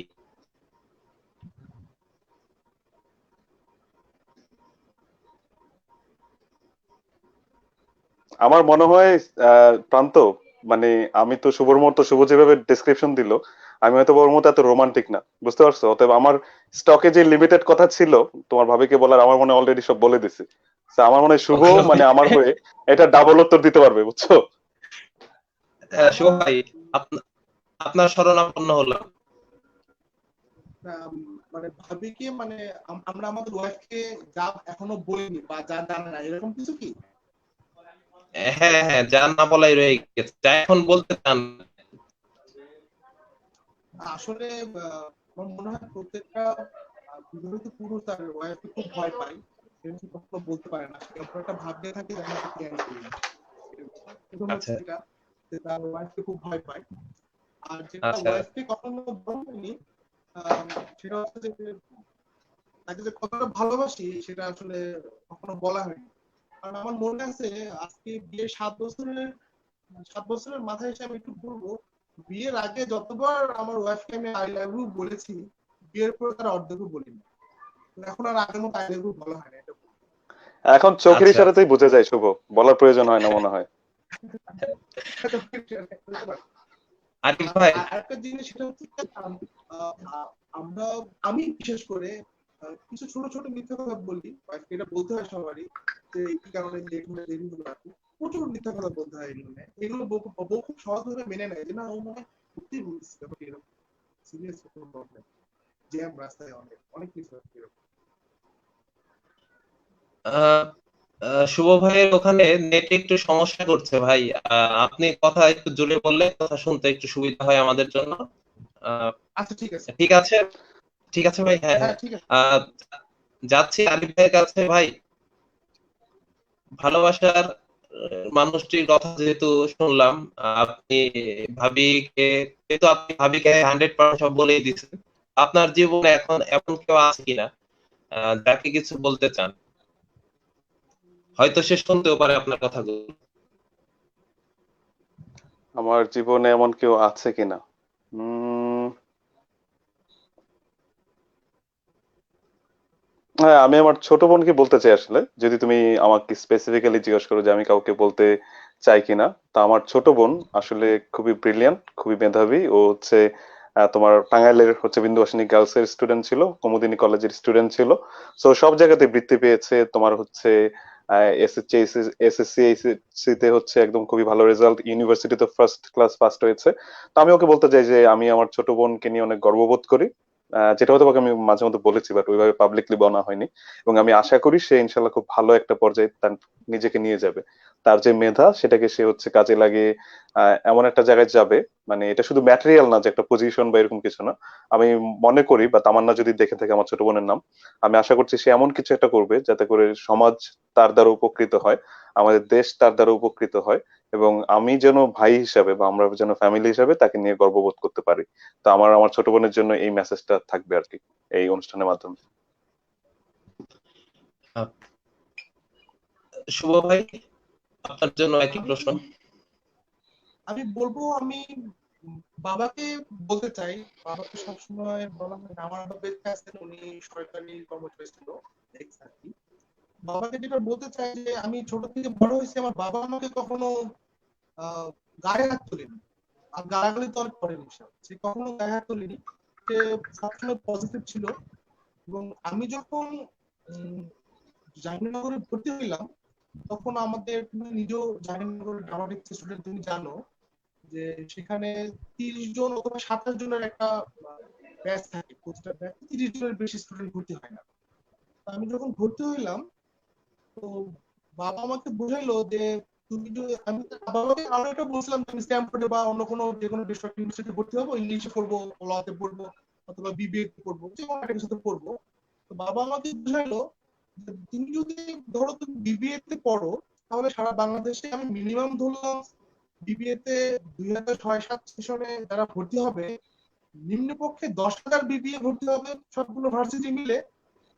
কিন্তু তুমি যদি ড্রামাটিক্সে ভর্তি হও, তুমি মাত্র 30 জন ড্রামাটিক্স বের হবে সারা বাংলাদেশে। কারণ ড্রামা এন্ড ড্রামাটিক্স ডিপার্টমেন্টটা বাংলাদেশে শুধু জাহাঙ্গীরনগরে আছে। এখন রাজশাহী বিশ্ববিদ্যালয়ে সঙ্গীত নাট্যকলা আছে, ঢাকা ভার্সিটিতেও সেম ওইরকম, চিটাগাং ওইরকম। তো শুধু ড্রামা এন্ড ড্রামাটিক্স আছে শুধু জাহাঙ্গীরনগরে। তো বিশ্ববিদ্যালয়ে পড়ার ক্ষেত্রে বা জীবনের যে কোনো বিষয়ে বাবা আমাকে খুব সাপোর্ট দিয়েছে, এবং খুব পজিটিভ মাইন্ডে, পজিটিভ ভাবে সবকিছু আমাকে বুঝাইছে যে তুমি এটা করো, এটা করলে ভালো হবে। তো বাবাকে এটা বলতে চাই যে আমি যেন তোমার মতো একটা বাবা হইতে পারি বাবা, এটুকু তুমি দোয়া করো। বাহ, চমৎকার একটি কথা ভাই। আসলেই আপনার জন্য এই কথাটিও যেমন গুরুত্বপূর্ণ, ঠিক ভাইও যেরকম বলেছে তার ছোট বোনের জন্য। আসলে এই কথাগুলো যা বলা দরকার ছিল এখন বললেন লাইফে। আমরা কিছু কমেন্ট করি ভাই। আমাদের শিওর। মহব্বত হোসেন খান ভাই কমেন্ট করেছে, জাহাঙ্গীরনগর পরিবার টাঙ্গাইলের সঙ্গে সবাইকে সম্পৃক্ত হওয়ার জন্য আহ্বান জানাচ্ছি এবং জাহাঙ্গীরনগর পরিবার টাঙ্গাইলের বিভিন্ন অনুষ্ঠানে অগ্রিম আমন্ত্রণ রইলো। তো আরিফ ভাই যদি কখনো বাংলাদেশে আসেন, অবশ্যই আসেন।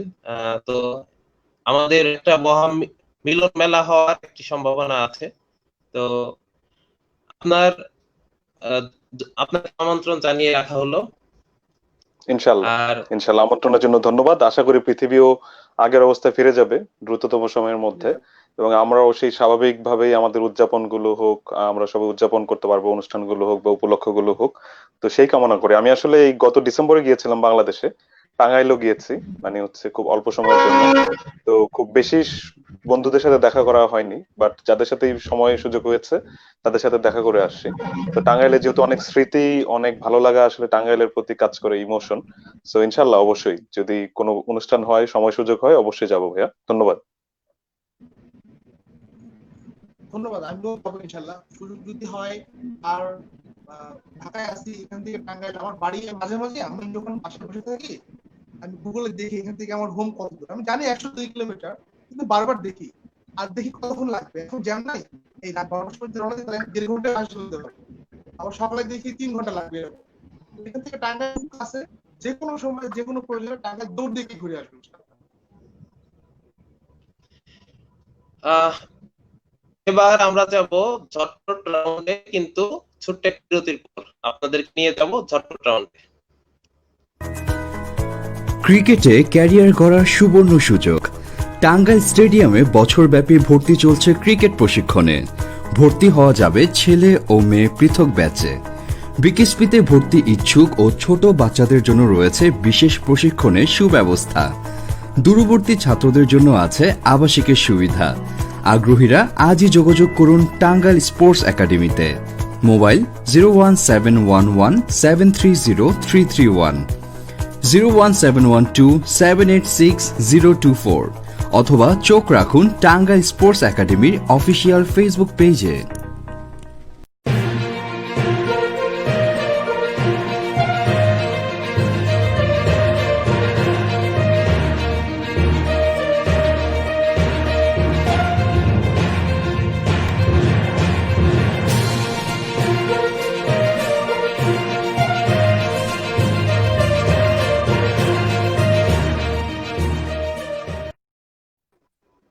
বিরতির পর আবার স্বাগত জানাচ্ছি আমাদের অতিথিদেরকে।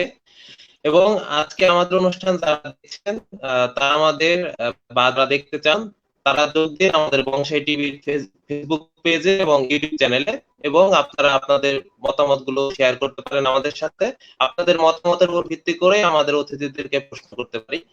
এবং যারা আমাদেরকে নিয়মিত দেখছেন, তারা জানেন আমাদের অনুষ্ঠানটি নিবেদন করছে Tangail sports academy. Tangail sports একাডেমিকে ধন্যবাদ।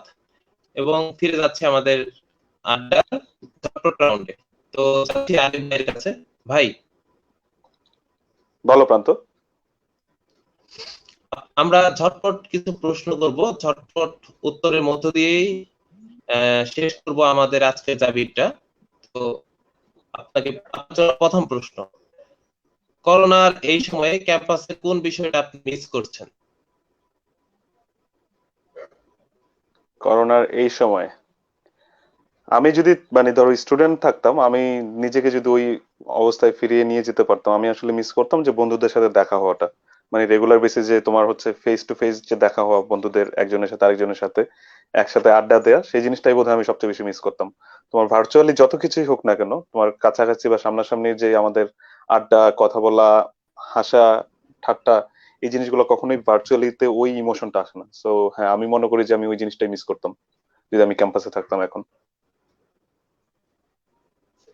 শুভ ভাই। আমিও একমত, আরিফের সঙ্গে আমিও একমত যে ভার্সিটির ফ্রেন্ডরা শেষ পর্যন্ত খুব ক্লোজেস্ট ফ্রেন্ড হিসেবে থাকে। যদি তুমি তুলনা করো তোমার স্কুল ফ্রেন্ড বা কলেজ ফ্রেন্ডের চেয়ে, ভার্সিটি ফ্রেন্ডরা খুব কানেক্টেড বেশি থাকে। আর এই সময় তো আরো বেশি, কারণ আমাদের স্কুল কলেজে ওই সময় ফেসবুক অন্যান্য অ্যাপ্লিকেশন ছিল না, সেই তুলনায় ভার্সিটি ফ্রেন্ডরা খুব কানেক্টেড। আর আমি ভার্সিটিতে থাকলে এই লকডাউন বা এই করোনার সময় যেটা মিস করতাম, সেটা হচ্ছে আহ, আরিফ হয়তো জানবে, তোমরা অনেক জুনিয়র তোমরা জানো না, আমাদের সানি স্যারের আন্দোলন, সানি আন্দোলনের একটা আন্দোলন ছিল ক্যাম্পাসে। সেই আন্দোলনের সময় 6 মাসেরও বেশি সময় ক্যাম্পাসে কোনো ক্লাস হয়নি, সবকিছু বন্ধ ছিল, এই করোনার মতোই আর কি। করোনায় কেউ বেরোতে পারে না, কিন্তু ওই সময় ক্লাস বন্ধ ছিল, সবাই বেরোতে পারতো। তা আমরা সব প্রচুর মাছ ধরতাম, এমএস এর পিছন থেকে শুরু করে একদম 20 মাইল পর্যন্ত কোনো পুকুর বাদ নাই, সারাদিন মাছ ধরতাম, ক্লাস ছিল না। আমার মনে হয় করোনার এই সময় যদি ক্যাম্পাসে থাকতাম, সামাজিক দূরত্ব মেনে মাছ ধরতাম ইচ্ছা মতো। আচ্ছা, আপনাদের জন্য পরের প্রশ্ন, টাঙ্গাইলের যারা দাবিতে ভর্তি হতে চায় তাদের জন্য পরামর্শ কি? আরিফ ভাই। শুভ বলো। আরে আচ্ছা আমি ওকে, আমি বলি যে আমি শুভ প্রথম থেকে একটা কথা বলছিল যে ওর অনুভূতিটা, হ্যাঁ, যে ও যখন বিশ্ববিদ্যালয়ে জাহাঙ্গীরনগরের চান্স পায় তখন ওর খুব আনন্দ হয়েছিল। সো আমি ওইটার রেস ধরেই বলতে চাই, আসলে আমি কিন্তু জাহাঙ্গীরনগরের বলো বা হচ্ছে আমি যখন বিশ্ববিদ্যালয়ে প্রিপারেশন নিই, আমি গ ইউনিটের জন্য প্রিপারেশন নিয়েছিলাম ঢাকা বিশ্ববিদ্যালয়ে। সো গ ইউনিট যেটা হচ্ছে যে বাণিজ্য অনুষদ যেটা, সেটার জন্য। বাট আইবিএ তে কিন্তু একদম প্রশ্নটা হয় একদম সেপারেট ধাঁচের। দেখা গেল যে ওইটার সাথে গ ইউনিটের প্রশ্ন তেমন কোনো মিলই নাই। সো আমি কিন্তু জাহাঙ্গীরনগরে যে আইবি তে চান্স পাবো সেটা আমার আসলে ধারণাতেও ছিল না। আমি বাংলাদেশে অনেকগুলো ইউনিভার্সিটিতে চান্স পেয়েছিলাম, কিন্তু যখন জাহাঙ্গীরনগরে আইবি তে চান্স পাই তখন আমার মনে হচ্ছে যে this is the best option, আমি আসলে নিব।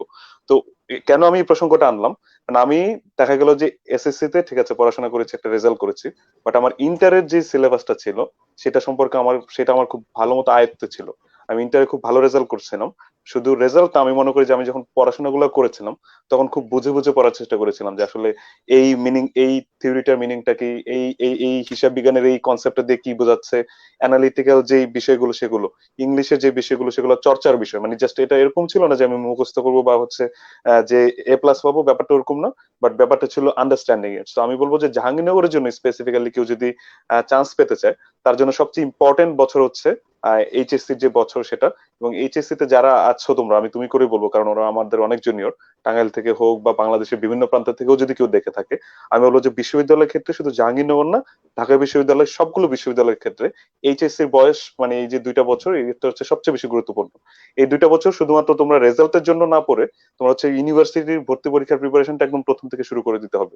তুমি যত ভালো তোমার ক্লারিটি থাকবে সাবজেক্ট গুলো সম্পর্কে, টপিকস গুলো সম্পর্কে, দেখবা যে সেটা বিশ্ববিদ্যালয় জীবনে যে কাজে লাগে। আমি যেটা বললাম যে আমার আইবি এর মানে প্রিপারেশন ছিলই না, বাট আমার যেহেতু ওই আগের যে নলেজ গুলো সেগুলো একদম ওইভাবে আমি পড়েছিলাম, তো সেই জন্য আমার মনে হয় যে আইবিএ তে মানে হচ্ছে ব্যাটে বলে মিলে গিয়েছিল। শুধু ওইটাই না, এটা রিফ্লেকশন আমি বাংলাদেশের অন্যান্য বিশ্ববিদ্যালয়ে ভর্তি পরীক্ষার সময়ও দেখেছিলাম। সো আমি মনে করি পড়ো, এন্ড হচ্ছে রেজাল্ট না মানে হচ্ছে জ্ঞানের জন্য পড়ো, রেজাল্টের পাশাপাশি এইচএসসি এই 2টা বছর। শুভ ভাই। আমি যেটা বলবো সেটা হচ্ছে, আমি মানবিক শাখার ছাত্র ছিলাম জাহাঙ্গীরনগরে। জাহাঙ্গীরনগরের জন্য প্রিপারেশন নেওয়ার কথা বলতে গেলে, টাঙ্গাইলের একটা সুনাম আছে আমি যতদূর জানি। টাঙ্গাইলের অসংখ্য ছাতার মতো কোচিং সেন্টার আছে আর ক্লিনিক আছে।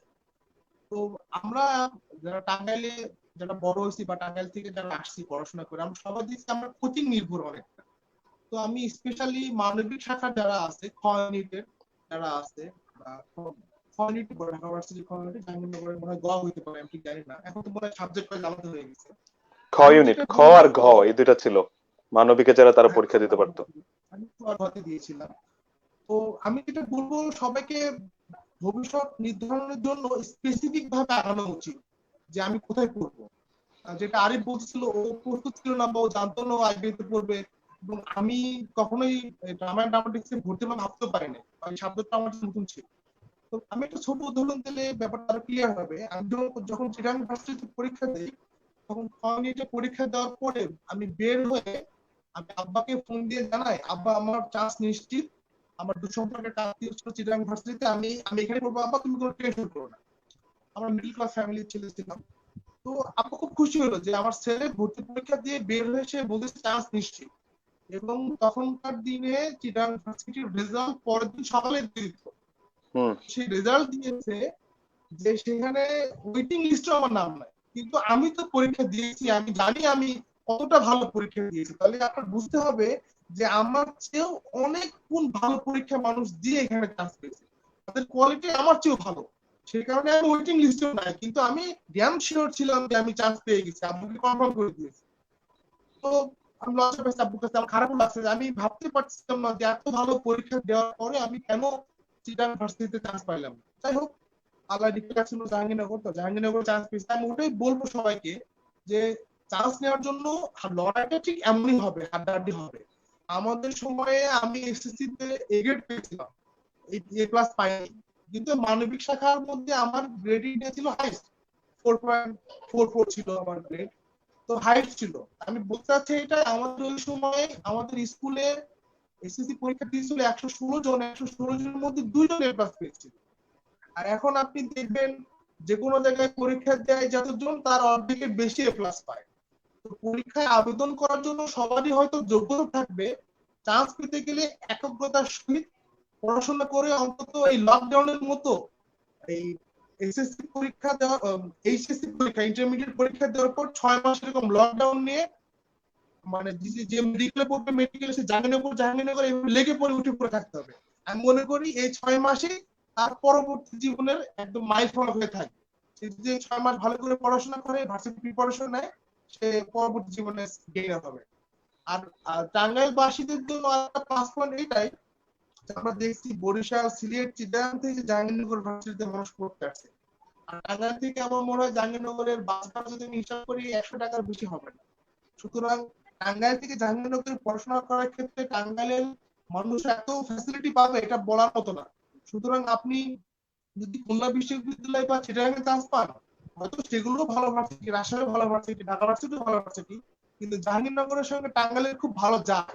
এবং আমার মনে হয় সবার উচ্চশিক্ষার জন্য আসবে যে জাহাঙ্গীরনগরে পড়া উচিত। আচ্ছা, আরিফ ভাই, কেমন টাঙ্গাইল দেখতে চান আপনি? কেমন টাঙ্গাইল দেখতে চাই? আসলে প্রান্ত, তোমাকে আমি অনুষ্ঠানের শুরুতে মানে বলেছিলাম, বা এখন আবারও বলি, যে হচ্ছে আমার জন্মস্থান হচ্ছে কুমিল্লা। So আমার হচ্ছে স্কুল কলেজ ছিল টাঙ্গাইল, তো সেই হিসেবে আমি নিজেকে সবসময় কুমিল্লার পাশাপাশি মনে করি টাঙ্গাইল আমার একটা হোম বা আমার একটা বাড়ি। তো যেহেতু আমার সেই স্কুলের বয়সটা বা কলেজের বয়সটা যেহেতু আমি টাঙ্গাইলে কাটিয়েছি, তো টাঙ্গাইলের প্রতি অন্যরকম একটা ভালো লাগা আমার সবসময় কাজ করে। আমরা যখন টাঙ্গাইলে ছিলাম তখন দেখেছি যে টাঙ্গাইল একটা মফস্বল শহর হলেও দেখা গেল যে অনেক অন্যান্য মফস্বল শহরের তুলনায় তোমার হচ্ছে গোছানো। টাঙ্গাইলে যদি তুমি দেখো যে হচ্ছে এটার হচ্ছে ডিসি অফিসের আশেপাশে যে এরিয়াটা বলো বা হচ্ছে নিরালামোড় এরিয়াটা বলো, আমার কাছে মনে হচ্ছে, আমার বাবা যেহেতু গভর্নমেন্ট অফিসার ছিলেন, তো উনি বিভিন্ন জায়গাতে হচ্ছে জবের রোটেশনে ছিলেন, আমার দেখা হচ্ছে টাঙ্গাইল হচ্ছে অন্যতম একটা গোছানো শহর। আমরা যখন আসি তখন আরো কিছু কাজ দেখা গেল যে টাঙ্গাইলে শুরু হয়, মানে বিউটিফিকেশনের কাজ। তো টাঙ্গাইলে বিউটিফিকেশনটা এখন খুবই সুন্দর, কোনো ডাউট নাই। কিন্তু টাঙ্গাইলে যারা আমার বন্ধু তাদের সাথে কথা বললে আমি যেটা শুনি মাঝে মধ্যে, যে হচ্ছে টাঙ্গাইলে মাদকের যে একটা প্রভাব সেটা এখন আসলে অনেক জায়গাতে দেখা দিয়েছে। সো আমি আশা করব, বা তোমাদের অনুষ্ঠানের মাধ্যমে যদি কেউ আমাকে শুনে থাকে, তা আমি আসলে একদম চাই যে 100% মাদক মুক্ত একটা সমাজ যেন টাঙ্গাইল বাসীকে, যারা প্রশাসন আছেন বা যারা স্থানীয় নেতৃত্বে আছেন বা যারা তরুণ সমাজ আছেন, তারা হচ্ছে উপহার দেন। কারণ আসলে তুমি যত কিছুই করো, বাইরের বিউটিফিকেশন করো, এই করো সেই করো, ডেভেলপমেন্ট করো, বাট মাদক থেকে যদি তুমি ইয়াং জেনারেশনকে মুক্ত না রাখতে পারো, তাহলে কিন্তু সেই ডেভেলপমেন্ট দেখা গেল আলটিমেটলি কোনো ভালো রেজাল্ট নিয়ে আসতে পারবেন। সো সেজন্য আসলে এই এখনকার যুগটা যেটা আমরা দেখতে পাই, তুমি বাংলাদেশে বলো বা বিদেশে বলো, এটা হচ্ছে মেধাভিত্তিক যে চর্চা, সেটার মাধ্যমে আসলে একটা সমাজ এগিয়ে যায়। সো সেই মেধাটাকে কিন্তু মাদক একদম ধ্বংস করে দেয়। তো সেই মাদকের অপব্যবহারটা দূর করতে হবে যদি তুমি হচ্ছে একটা বুদ্ধিবৃত্তিক একটা সমাজ করতে চাও। তা আমি আরো অনেক কিছু আছে বলা টাঙ্গাইলের কাছ থেকে এক্সপেকটেশন, বাট আমি ধরো একজন সাধারণ নাগরিক হিসেবে যেটা যদি তুমি আমাকে বলো যে একদম ইমিডিয়েট যেটা আমার প্রত্যাশা বা যেটা একদম প্রাথমিক চাওয়া, সেটা হচ্ছে একটা মাদক মুক্ত টাঙ্গাইল হচ্ছে আমরা দেখতে চাই, বা আমি দেখতে চাই হুম, পার্সোনালি। ধন্যবাদ ভাই। শুভ ভাই, আপনি বলেন।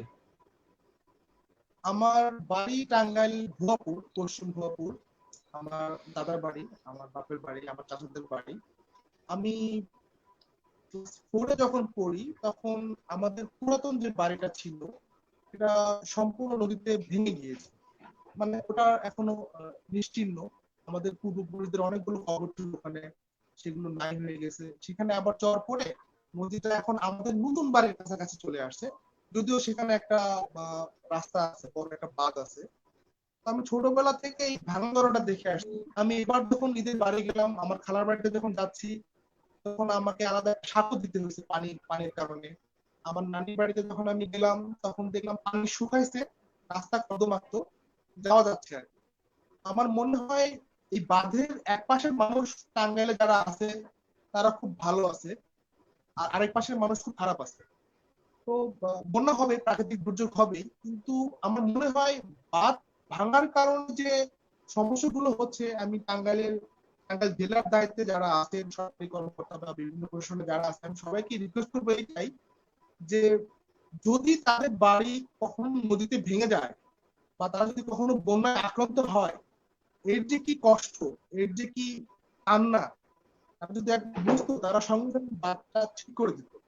তা আমার টাঙ্গাইলের জন্য শুভকামনা থাকবে একটাই, সেটা হচ্ছে যে টাঙ্গাইলের জন্য কোনো মানুষ অন্তত বন্যায় কষ্ট না পায়, বাঁধ ভেঙে পানি আসার কারণে কষ্ট না পায়।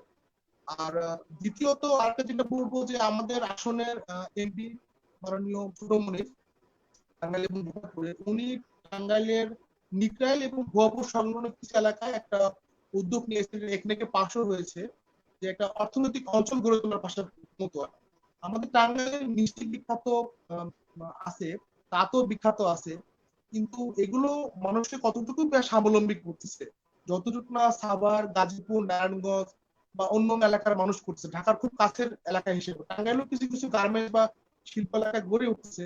তো টাঙ্গাইলের চরে বা এর আশেপাশে অনেক জমি যেগুলো এখন ফাঁকা পড়ে আছে, এগুলোতে ইন্ডাস্ট্রিয়াল বা রিভলিউশন করার জন্য বা অর্থনৈতিক অঞ্চল হিসেবে অলরেডি কিছু ঘোষণা করছে।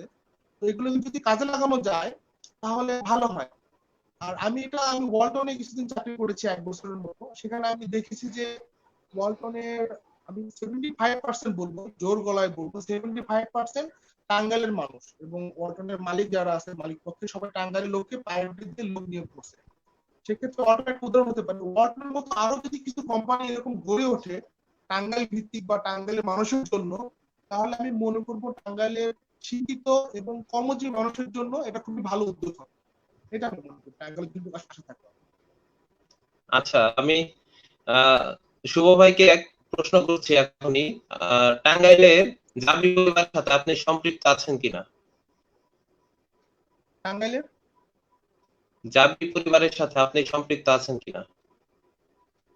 না, টাঙ্গাইলের জাতি পরিবারের সঙ্গে ওইভাবে আমি সম্পৃক্ত নাই। এটা দুইটা কারণ হচ্ছে। প্রথমত হচ্ছে ওই আরিফের মতো আমার স্কুল কলেজ দুটো হচ্ছে পাবনা ঈশ্বরদীতে।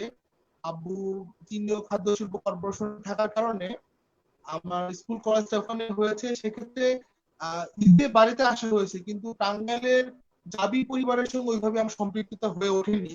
যদিও টাঙ্গাইলে বসবাসকারী জাবির সবাইকে আমি চিনি, কিন্তু টাঙ্গাইল ভিত্তিক ওঠা বসা হয়নি। ক্যাম্পাসে যেটা ওঠা বসা হয়েছে, কিন্তু ওইভাবে ওঠা বসা হয়নি। আচ্ছা, আরিফ ভাই, আপনি তো আহ, টাঙ্গাইলের জাবিয়ান পরিবারের সাথে মনে হয় সম্পৃক্ত নেই। আহ, না, আমিও একই একই মানে রকম শুভর মতো, যেরকম ডিরেক্টলি আমার অর্গানাইজেশন ওয়াইজ তোমার হচ্ছে সম্পৃক্ততা নেই, বাট আমার পার্সোনাল লেভেলে যে বন্ধুরা আছে টাঙ্গাইলের এবং জাহাঙ্গীরনগরের, তাদের সাথে আমার নিয়মিত যোগাযোগ আছে এবং তাদের সাথে প্রায় কথাবার্তা হয় এবং যোগাযোগ মানে হচ্ছে আমরা করি একে অন্যের সাথে। আচ্ছা, আপনার জন্য পরের প্রশ্ন, টাঙ্গাইলের জাবিয়ানদের সম্প্রীতি রক্ষায় আপনার পরামর্শ কি আরিফ ভাই?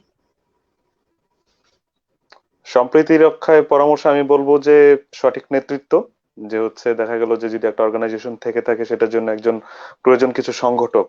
সো তাদেরকে প্রমোট করতে হবে, যে তারা যারা কিনা ধরো তুমি যেমন একজন উদ্যোগ নিয়ে আমাদের যারা জাবিয়ান আছে তাদেরকে সম্পৃক্ত করার চেষ্টা করেছো, সো ওরকম দেখা গেল আরো কয়েকজনকে এগিয়ে আসতে হবে যারা কিনা এই যে যারা টাঙ্গাইল থেকে হচ্ছে বাংলাদেশের বা বিশ্বের বিভিন্ন জায়গায় আছেন তাদেরকে সম্পৃক্ত করা। সো দেখা গেল যে আমাকে বলো বা শুভকে বলো, আমরা যারা সিনিয়র আছি আমরা কিন্তু ব্যস্ত সবাই সবার জায়গাতে, বাট যখন তুমি ধরো একটা ভালো কাজে তুমি কোনো একজন অ্যালামনাইকে ডাকবা, তখন সে কিন্তু তোমাকে না করবে না।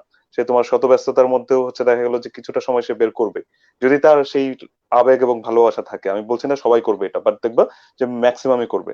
তো সেই ক্ষেত্রে যারা জুনিয়র আসলে তাদেরই ওই উদ্যোগটা নিতে হয়, যে দেখা গেল যারা সিনিয়র ভাই বা বোন আছেন তাদেরকে সম্পৃক্ত করা এবং তাদেরকে একটা প্ল্যাটফর্মে নিয়ে আসা, যে হ্যাঁ দিস ইজ আওয়ার প্ল্যাটফর্ম এবং হচ্ছে আমাদের এই উদ্দেশ্যে আমরা হচ্ছে সামনে এগিয়ে নিয়ে যেতে চাই। সো আসলে ব্যাটনটা তোমাদের হাতেই রাখতে হবে এখন, যারা ইয়াং আছো তাদেরকে উদ্যোগ আনতে হবে, ইনিশিয়েটিভ আনতে হবে, যে ভাই আমরা যারা এরকম আছি তারা আমরা মিলে একটা প্রোগ্রাম করতে চাই। দেখা গেলো সেটা কালচারাল প্রোগ্রামই হতে হবে, নট নেসেসারি সামাজিক প্রোগ্রাম হতে পারে বা বিভিন্ন ধরনের প্রোগ্রাম হতে পারে। সো ওইভাবে যদি তুমি কিছু প্রোগ্রাম করো ভালো ভালো, যেটা দিয়ে একটা ভালো মেসেজ তাদের কাছে যায়, আমার মনে হয় যে তারা অবশ্যই হ্যাপিলি মানে হচ্ছে ইনভলভ হবে প্রোগ্রাম গুলোতে।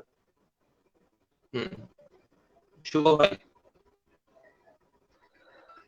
আমি ডিস্ট্রিক্ট ভিত্তিক যেটা তুমি বললা আর কি, যে টাঙ্গাইল ভিত্তিক, আমি ভার্সিটি লাইফে দেখেছি যখন ছাত্ররা ভর্তি হইতে আসে তখন একটা হেল্প ডেস্ক করে টাঙ্গাইল ছাত্র কল্যাণ সমিতি বা পাবনা ছাত্র কল্যাণ সমিতি থেকে একবার বছরে ইফতার পার্টি করে আর ওই নবীনদেরকে বরণ করে নেয়, পরিচিত করে। এছাড়া যে কোনো ধরনের যে এলাকা ভিত্তিক বা জোন ভিত্তিক জেলা ভিত্তিক যে সংগঠনগুলো আছে এগুলোকে খুব একটা অ্যাক্টিভ ভাবে আমি দেখিনি, ভার্সিটি লাইফে দেখিনি। আর আমি ওই রকম সম্পৃক্ত ছিলাম না ওনার এর সঙ্গে। তো তোমরা যে উদ্যোগ নিয়েছো বংশা টেলিভিশনের মাধ্যমে টাঙ্গাইল কেন্দ্রিক চাবি একটা সম্প্রীতি বজায় রাখার জন্য একটা ফোরাম, যেটাকে আমরা ক্যাম্পাসে বলি ফোরাম তৈরি করার জন্য, আমি এটাতে একমত। কারণ আদি বা আমি শুভ, আমরা যেখানে থাকি আমাদের কিন্তু ভিটা কিন্তু টাঙ্গাইল। যারা টাঙ্গাইল কেন্দ্রিক দাবি হবে সবার ভিটা কিন্তু টাঙ্গাইল। তো এটা যদি কোনো ভালো কিছু করি, যদি কোনো ভালো অবস্থানে থাকে তো তাকে আমরা সহযোগিতা করে আরো ভালো জায়গায় নিয়ে যাব। আর যদি কোনো খারাপ জায়গায় থাকে তো আমরা সঙ্গে তাকে হেল্প করবো। তো শুধু এই ভালো কাজের পাশাপাশি যে কোনো ধরনের আনন্দ উল্লাস ভাগাভাগি বা সামাজিক উন্নয়নমূলক কর্মকাণ্ড অংশগ্রহণ করার জন্য এরকম একটা সম্প্রীতি বজায় রাখা উচিত, একটা প্ল্যাটফর্ম দেওয়া উচিত। তো এরকম একটা প্ল্যাটফর্ম হলে ভালো হয়। আমি মনে করি এই বংশ টেলিভিশনের মাধ্যমে যে প্ল্যাটফর্ম সেটাও খারাপ না। তুমি আগামীতে যাদেরকে ডাকবা তোমার অনুষ্ঠানে ভবিষ্যতে দেখেছো, এই অনুষ্ঠানে সবার সঙ্গে একটা আলোচনা করে একটা ইডি করতে পারো যেটা আমাদের ভবিষ্যতে কাজে লাগবে। এবং আশা করি এটা শুধু আমাদের না, আমাদের সন্তান বা তারও সন্তানদের এগুলো কাজে লাগবে, একটা বেনিফিট পাবে আশা করি। আচ্ছা, আরে ভাই, আপনার জন্য পরের প্রশ্ন। আপনার চিন্তায় জাবি পরিবার টাঙ্গাইলের ভবিষ্যৎ নিয়ে কোনো পরামর্শ আছে কিনা? তোমার আসলে আমি মনে করি যে এখন যারা ইয়াং তারা অনেক বেশি স্মার্ট। তারা আসলে দেখা গেল যে আমরা যে 2006-07 সেশনে ছিলাম, হয়তো এখন নতুন জেনারেশন যারা আসছে তারা আমাদের চেয়ে চিন্তা ভাবনায় বা হচ্ছে কার্যক্রমে হোক, আমরা এটা আশা করি আর কি। আমাকে যদি জিজ্ঞেস করো বা শুভকে জিজ্ঞেস করো, আমরা ক্যাম্পাস যদি 7-এর সাথে 2020-এর তুলনা করে 13 বছর হয়ে গেছে, তো আমরা আশা করবো যে এই যে নতুন নতুন চিন্তা ভাবনা আসবে, নতুন নতুন উদ্যোগী ছেলেরা আসবে, তো এই ধরনের উদ্যম গুলোই আসলে মানুষকে সামনে নিয়ে যায়। তো তুমি যদি আমাকে আইডিয়া বলো, আইডিয়াটা হচ্ছে একটাই বা পরামর্শ, যে একটা কথা আছে বাংলায় যে 10-এর লাঠি 1-এর বোঝা। তো তুমি যখন একটা জায়গাতে ইউনিটি মেনটেন করবে, তুমি দেখবে যে ইউনিটিটাকে কেউ ভাঙতে পারে না। আর একটা ইউনিটিকে নিয়ে আসলে অনেক কিছু করা যায়, অনেক কিছু সামনে এগিয়ে নিয়ে যায়। তো ব্যক্তিগত জীবনে যত মতভেদ থাকুক, মানে মূল্যবোধের পার্থক্য থাকুক, সেগুলোকে দূরে রেখে তোমার হচ্ছে যদি একটা কমন প্ল্যাটফর্মে আসা যায়, যে হ্যাঁ এটা হচ্ছে একটা কমন প্ল্যাটফর্ম যেখানে হচ্ছে বিভিন্ন ব্যাকগ্রাউন্ড হোক, বিভিন্ন চিন্তা চেতনার মানুষ হোক, রিগার্ডলেস যে তারা যে চিন্তা ভাবনারই হোক, তারা এই প্ল্যাটফর্মটাতে এসে একটা কমন গোল নিয়ে কাজ করবে। সো ওরকম যদি কোনো একটা প্ল্যাটফর্ম বা ধরো কোনো একটা ধরো হচ্ছে তুমি একটা কিছু ক্রিয়েট করতে পারো, বা যদি এই তোমরা তরুণরা মিলে ক্রিয়েট করতে পারো, আই থিঙ্ক যে এর চেয়ে ভালো কিছু আর হয় না। তো এটাকে অবশ্যই তোমার অরাজনৈতিক রাখতে হবে, এটাকে অবশ্যই তোমার হচ্ছে ধর্মীয় যেই কি বলে যে রেষারেষি, সেটা থেকে দূরে রাখতে হবে। তো এটা হচ্ছে ধর্ম এবং রাজনীতি এই দুইটা থেকে বাইরে রেখে সামাজিক মূল্যবোধটাকে আর কি, মূল্যবোধকে আসলে সামনে এগিয়ে নিয়ে যে তোমার এটাকে এগিয়ে নিয়ে যেতে হবে, তাহলেই টিকবে। দেখা যাবে যে নাহলে তুমি যদি আগে থেকে ক্লিয়ার না করো মেসেজটা যে এখানে এটা অরাজনৈতিক, তখন দেখবে যে এক ধরনের পক্ষ এক এক ধরনের ইনফ্লুয়েন্স দেখা গেল এক্সারসাইজ করছে। তো এই বিষয়গুলোকে আসলে একটু কশাসলি ডিল করতে হবে, করে আসলে ওই কমন প্ল্যাটফর্মে তোমাকে এটাকে এগিয়ে নিয়ে যেতে হবে। শুভ ভাই? হ্যাঁ, আমি আমি একমত, আরিফের সঙ্গে একমত। তারপরেও আমি যতদূর জানি ক্যাম্পাসের এখন বর্তমানে ছাত্রলীগের সভাপতি জুয়েল আর ছাত্রদলের সভাপতি সোহেল, এরা দুইজনই টাঙ্গাইলের। তো আরিফের সাথে আমিও একমত। আরিফ ভার্সিটিতে কতটুকু পলিটিক্সে অ্যাক্টিভ ছিলাম জানি না, আমি যথেষ্ট রকমের অ্যাক্টিভ ছিলাম। তো রাজনীতির মানে রাজনীতির মুখপাত্র হিসেবে যে মানুষগুলো কাজ করে বা রাজনীতিতে যারা আছে সবাই মিলে, আর দুইটা কথা জেনারেল আর পলিটিক্যাল, দুইটা মানুষ আমাদের ক্যাম্পাসে তো সবারই সমন্বয় হয়ে একটা জেনারেল প্ল্যাটফর্মে আসতে হবে। সেখানে পলিটিক্যাল এক্স্যাক্টলি। পিপলদের থাকা উচিত, তারা থাকলে ভালো। এই কারণে ফেসবুকেরও দরকার আছে, ইউনিটিরও দরকার আছে। আবার কোন একটা সংগঠন শুধু শুধু শুধু চলে না, এদের জন্য একটা সাপোর্ট দরকার হয়, এদের একটা নেম প্লেট দরকার হয়, এদের একটা অর্থনৈতিক সহযোগিতার দরকার হয়। সেজন্য আমি মনে করি পলিটিক্যাল নন পলিটিক্যাল থেকে শুরু করে সাংস্কৃতিক থেকে শুরু করে সব ধরনের মানুষের টাঙ্গাইল কেন্দ্রিক যারা আছে সবাই একজোট হয়ে একটা লক্ষ্যে আসতে হবে, সেটা কারো পার্সোনাল বেনিফিট না, এটা সবার বেনিফিট এবং আগামীর বেনিফিটের জন্য। তাহলে আমরা একসঙ্গে আগাতে পারবো। এখন আমি এমনও দেখেছি ক্যাম্পাসের যারা এই জেলা কেন্দ্রিক হোক বা অঞ্চল কেন্দ্রিক হোক বা থিয়েটার কেন্দ্রিক হোক, যে কোনো একটা সংগঠনের মাধ্যমে আত্মকেন্দ্রিক চিন্তা করে আমি হয়তো বেশি ফেমাস হয়ে যাচ্ছি, আমাকে হাইলাইট করতে হবে, আমাকে মঞ্চে থাকতে হবে, আমাকে দেখাইতে হবে, আমার ছবিটা আগে আসতে হবে। যদি এমন কিছু চলে আসে এর মধ্যে, তাহলে কিন্তু অন্য মানুষরা দূরে চলে আসবে। আর এরকম ভালো কিছু হোক সেই জন্য শুভকামনা থাকলো, আশা করি হবে ভবিষ্যতে যদি আমরা সবাই একটা লক্ষ্যে থাকি, এম নিয়ে আগাই। এক্স্যাক্টলি, আহ, আমি ছোট্ট একটু অ্যাড করি বা হচ্ছে শুভর সাথে, যে দেখা গেলো যে আমি যেটা বলতে চেয়েছিলাম যে সবাই থাকবে, মানে হচ্ছে এরকম না যে জিনিসটা হচ্ছে রাজনৈতিক বা যারা বিভিন্ন তারা বাদ, ব্যাপারটা আসলে ওরকম না, সবারই ইনভলভমেন্ট থাকবে। বাট ওই প্ল্যাটফর্মটাতে আসলে সবার যে তোমার ওই ধরনের যে মতাদর্শ, আমি বলতে চেয়েছিলাম যেটা, যে সেটাকে আসলে একটা কমন গোলে রাখা। তারা তো ব্যক্তিগত জীবনে হোক বা রাজনৈতিক জীবনে, যেটা বললো যে জুয়েল সোহেল ওরা ছাত্রলীগ ছাত্রদল আছে, বা টাঙ্গাইলের যখন কাজ করতে আসবে, তখন হচ্ছে টাঙ্গাইলটাই হচ্ছে তাদের মেইন ফোকাস থাকা উচিত, রাদার দেন আমি ছাত্রলীগ আমি ছাত্রদল সেটা। পেশাগত দিক হোক বা তাদের সাংগঠনিক দিক হোক, এই পরিচয় তাদের তো অবশ্যই থাকবে, তাদেরকেও রাখতে হবে, but at the same time যেটা বলতে চেয়েছিলাম যে হচ্ছে ওই পরিচয়টা যেন মুখ্য না হয়, রাদার দেন টাঙ্গাইলের উন্নয়নটাই যেন তাদের মেইন যে হচ্ছে উদ্দেশ্য সেটা হয় আর কি। ভাই আপনার জন্য এটা স্পেশাল প্রশ্ন, যেহেতু আপনি আয়ারল্যান্ডে আছেন, তো আয়ারল্যান্ডে যদি কেউ স্কলারশিপ নিয়ে যেতে পড়তে চায় তার জন্য করণীয় কি, আর সে এখন কি ধরনের প্রান্ত, সহায়তা পেতে হুম, পারে আপনার কাছ থেকে? হ্যাঁ। এই কোশ্চেনটা অনেক ব্রড একটা কোশ্চেন। তো এই কোশ্চেনটা যদি তুমি আমাকে জিজ্ঞাসা করো, এটা আসলে দেখা গেল যে 5 মিনিটে বলে হচ্ছে আমি উত্তর দিতে পারবো না, কারণ এটা অনেক ব্রড প্রশ্ন, অনেক কিছু ইনভলভ। যেমন এক একটা ডিপার্টমেন্টের রিকোয়ারমেন্ট এক এক রকম থাকে স্কলারশিপের জন্য, বা ধরো এক একটা সাবজেক্টের রিকোয়ারমেন্ট এক এক রকম থাকে, এক একটা দেশে এক এক রকম। বাট তুমি যদি আমাকে আমি যদি কিছু কমন ক্রাইটেরিয়া ধরি যে এই ক্রাইটেরিয়া গুলো হ্যাঁ, একটা আপনার স্টুডেন্টের পরামর্শ। দরকার, হ্যাঁ হ্যাঁ, সেটা হ্যাঁ, হ্যাঁ। হচ্ছে নাম্বার ওয়ান, যে যদি কেউ স্কলারশিপ পেতে চায় ট্রুলি, সেটা অ্যাডমিশন আর স্কলারশিপ কিন্তু আলাদা। অ্যাডমিশন হচ্ছে কারো ধরো টাকা আছে, সেলফ ফান্ডিং এ পড়তে আসতে চায়, ওটা অনেক ইজি। বাট স্কলারশিপটা হচ্ছে একটা খুবই কম্পিটিটিভ একটা প্রসেস। তো স্কলারশিপের জন্য তোমার হচ্ছে নাম্বার ওয়ান সিজিপিএ থাকতে হবে, খুব ভালো একটা সিজিপিএ থাকতে হবে। এবং সিজিপিএটা কত থাকতে হবে সেটা আমি বলছি না, কারণ এটা ডিপেন্ড করবে তোমার হচ্ছে ফ্যাকাল্টি টু ফ্যাকাল্টি। যেমন বিজনেস ফ্যাকাল্টির জন্য এক এক ধরনের রিকোয়ারমেন্ট, ইঞ্জিনিয়ারিং ফ্যাকাল্টির জন্য এক এক ধরনের রিকোয়ারমেন্ট, আবার ধরো আর্টস যে ফ্যাকাল্টি সেগুলোর জন্য আরেক ধরনের রিকোয়ারমেন্ট। একটা মিনিমাম রিকোয়ারমেন্ট থাকতে হবে, নাম্বার ওয়ান। নাম্বার টু হচ্ছে তোমার হচ্ছে আইএলটিএস। আইএলটিএসটা হচ্ছে মাস্ট, মানে এটা হচ্ছে স্কলারশিপ হোক বা নর্মাল এডমিশন হোক, আইএলটিএসটা লাগবে। নাম্বার থ্রি হচ্ছে জিম্যাট জিআরই। যারা বিজনেস ব্যাকগ্রাউন্ডের আছে তারা যদি বাইরে স্কলারশিপ পেতে চায়, মাস্টার্স এর জন্য হোক বা এরকম এমবিএ এর জন্য হোক, তাদের জিম্যাটটা অনেক সময় হেল্প করে। প্লাস হচ্ছে জিআরই। জিআরইটাও একটা স্কোর, যেটা হচ্ছে ইঞ্জিনিয়ারিং বা যারা আর্টস ব্যাকগ্রাউন্ডের তাদের জন্য কাজে লাগে। ওই স্কলারশিপ, ওই জিম্যাট জিআরই স্কোরের উপরেও অনেক ইউনিভার্সিটি অনেক সময় দেখা যায় যে স্কলারশিপ দেয়। তারপর আরো হচ্ছে রিসার্চ পাবলিকেশন, যে দেখা গেল বিশ্ববিদ্যালয়ে থাকা অবস্থায় ধরো, সে ফর এক্সাম্পল যে নাটক নাট্য করলে আমি শুভর উদাহরণটা দিলাম, দেখা গেল যে ওই মানবিক যে ডিপার্টমেন্ট গুলো আছে সেখানে সিজিপিএ তোলা টাফ, ঠিক আছে, যেটা ধরো ইঞ্জিনিয়ারিং ডিপার্টমেন্ট হোক বা বিজনেস ডিপার্টমেন্ট হোক কম্পারেটিভলি ইজি। তো দেখা গেল ওইখানে একজন চাচ্ছে, সে ফার্স্ট সেকেন্ড না, দেখা গেল যে সে চাচ্ছে বাইরের দেশে এসে পড়াশোনা করতে। তো তার জন্য যেটা সাপোর্ট দিতে পারে তার ওই সিজিপিএটাকে কাভার দেওয়ার জন্য, সেটা হচ্ছে রিসার্চ পাবলিকেশন। সে দেখা গেল যে কিছু রিসার্চ পাবলিকেশন করতে পারে ভালো ভালো কোনো জার্নালে, যে হ্যাঁ আমি এই বিষয়ে গবেষণা করতে চাই, আমার এই ধরনের ইন্টারেস্ট আছে এবং আমার এই ধরনের এক্সপার্টাইজ আছে। তো সেই রিসার্চ পাবলিকেশন গুলো কিন্তু হেল্প করে অনেক সময়, দেখা গেল যে স্টুডেন্টকে স্কলারশিপ পাওয়ার ক্ষেত্রে। তারপর সিভি, তোমার ভালো একটা সিভিও কিন্তু অনেক সময় দেখা গেল যে ইউনিভার্সিটি গুলো বা হচ্ছে প্রফেসররা খুব ভালোভাবে হচ্ছে কনসিডার করে। স্টেটমেন্ট অফ পারপাস, যে একটা ছাত্র, স্টেটমেন্ট অফ পারপাস হচ্ছে যে তুমি কেন সেই বিশ্ববিদ্যালয়ে পড়তে আসতে চাও এবং তুমি কি কি কন্ট্রিবিউট করতে পারো, একটা আর কি নিজের কাভার লেটারের মতো আর কি। আমরা জবের ক্ষেত্রে যেমন কাভার লেটার লিখি, বাইরে পড়াশোনা করতে আসতে হলে ইউনিভার্সিটিকে স্টেটমেন্ট অফ পারপাস দিতে হয়। সো ওই স্টেটমেন্ট অফ পারপাসটা খুব সুন্দরভাবে লিখতে হয়।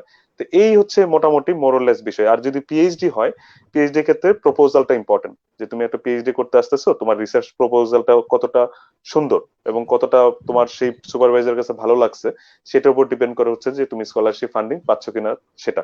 তো এই যে বিষয়গুলো এগুলো খুবই বেসিক রিকোয়ারমেন্ট। আর এই রিকোয়ারমেন্ট গুলোই ভ্যারি করবে তোমার হচ্ছে সাবজেক্ট টু সাবজেক্ট, তারপর হচ্ছে department two department, university two university, country to country. তো এইগুলো একটু খুঁজে দেখতে হবে যারা ধরো দেখছে, বা তুমি যে কোশ্চেনটা করলা, আমার গাইডলাইন হচ্ছে এটা, এবং এটার উপর বেস করে হচ্ছে তাদেরকে একটু খুঁজে নিতে হবে যে আসলে তার যে সাবজেক্ট ওইটার রিকোয়ারমেন্ট অনুযায়ী সিজিপিএ কত দরকার, তার যে সাবজেক্ট সেটা অনুযায়ী জিমেট স্কোর কত দরকার, সেই বিষয়গুলো তাদেরকে একটু খুঁজে দেখতে হবে আর কি। আচ্ছা, ধন্যবাদ ভাই। আশা করি যারা দেখছে তারা এবং কি পরবর্তীতে যারা আর দেখবে আপনার এই সরি, থেকে তারা তুমি সেকেন্ড একটা প্রশ্ন অনেক উপকৃত হবে। করেছিলে যে আসলে আমি কিভাবে হেল্প করতে পারি। তো দেখা গেল যে আমি যেহেতু বাইরে আছি, বাংলাদেশে নাই, আমি দেখা হ্যাঁ, গেল যে আসলে ফিল করি যে বাংলাদেশের জন্য যে আসলে হয়তো বা বাংলাদেশে থাকলে আমি হয়তো বা বাংলাদেশের জন্য কন্ট্রিবিউট করতে পারতাম। সো বাইরে থেকে যতটুকু সম্ভব আমি আমার অবস্থান থেকে করার চেষ্টা করি। অনেক জুনিয়র, জাহাঙ্গীরনগর হোক বা বাংলাদেশে অন্যান্য ইউনিভার্সিটির হোক, ওরা অনেক সময় যোগাযোগ করে যে ভাইয়া এটা কি করবো, এটা কি করবো।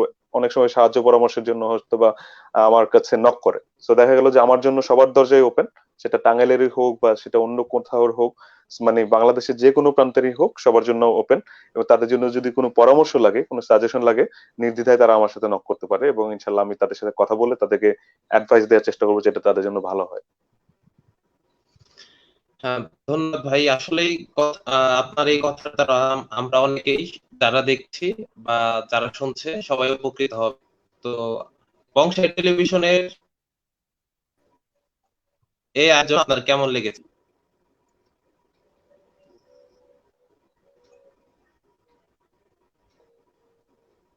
আয়োজন খুবই ভালো ছিল।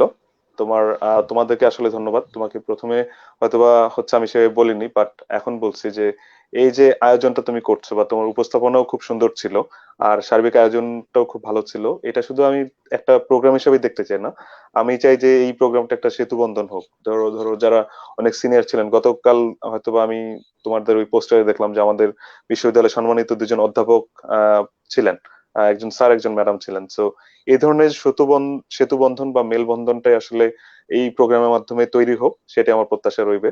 আর হচ্ছে সিনিয়র হোক জুনিয়র হোক, সবাই যেন একটা কি বলে যে একটা ফিল করে যে হ্যাঁ, we are part of family. আমি যেটা বললাম যে আমার জন্মস্থান কুমিল্লা, আমার বাসা Comilla, but I always feel for Tangail.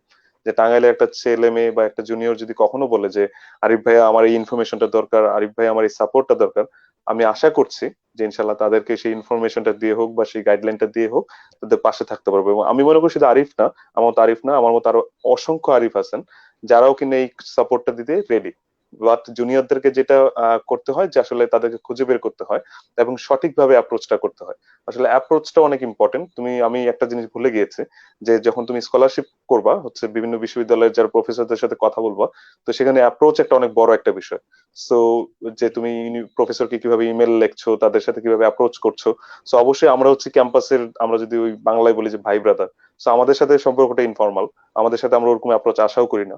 But at the same time it is a learning field, যে তুমি এখান থেকে শিখে যাচ্ছ যে তুমি পরবর্তীতে যে অ্যাপ্রোচ গুলো সেগুলো কিভাবে করবা। সো বড় ভাই ছোট ভাইয়ের মধ্যে ফ্রেন্ডলি সম্পর্ক থাকবে, but at the same time একটা ন্যূনতম মিউচুয়াল রেসপেক্ট কিন্তু সবার মধ্যে সবার থাকা উচিত। এটা আবার বড় ভাইয়েরও ছোট ভাইয়ের প্রতি থাকা উচিত। এটা ভাইস ভার্সা রিলেশনশিপ।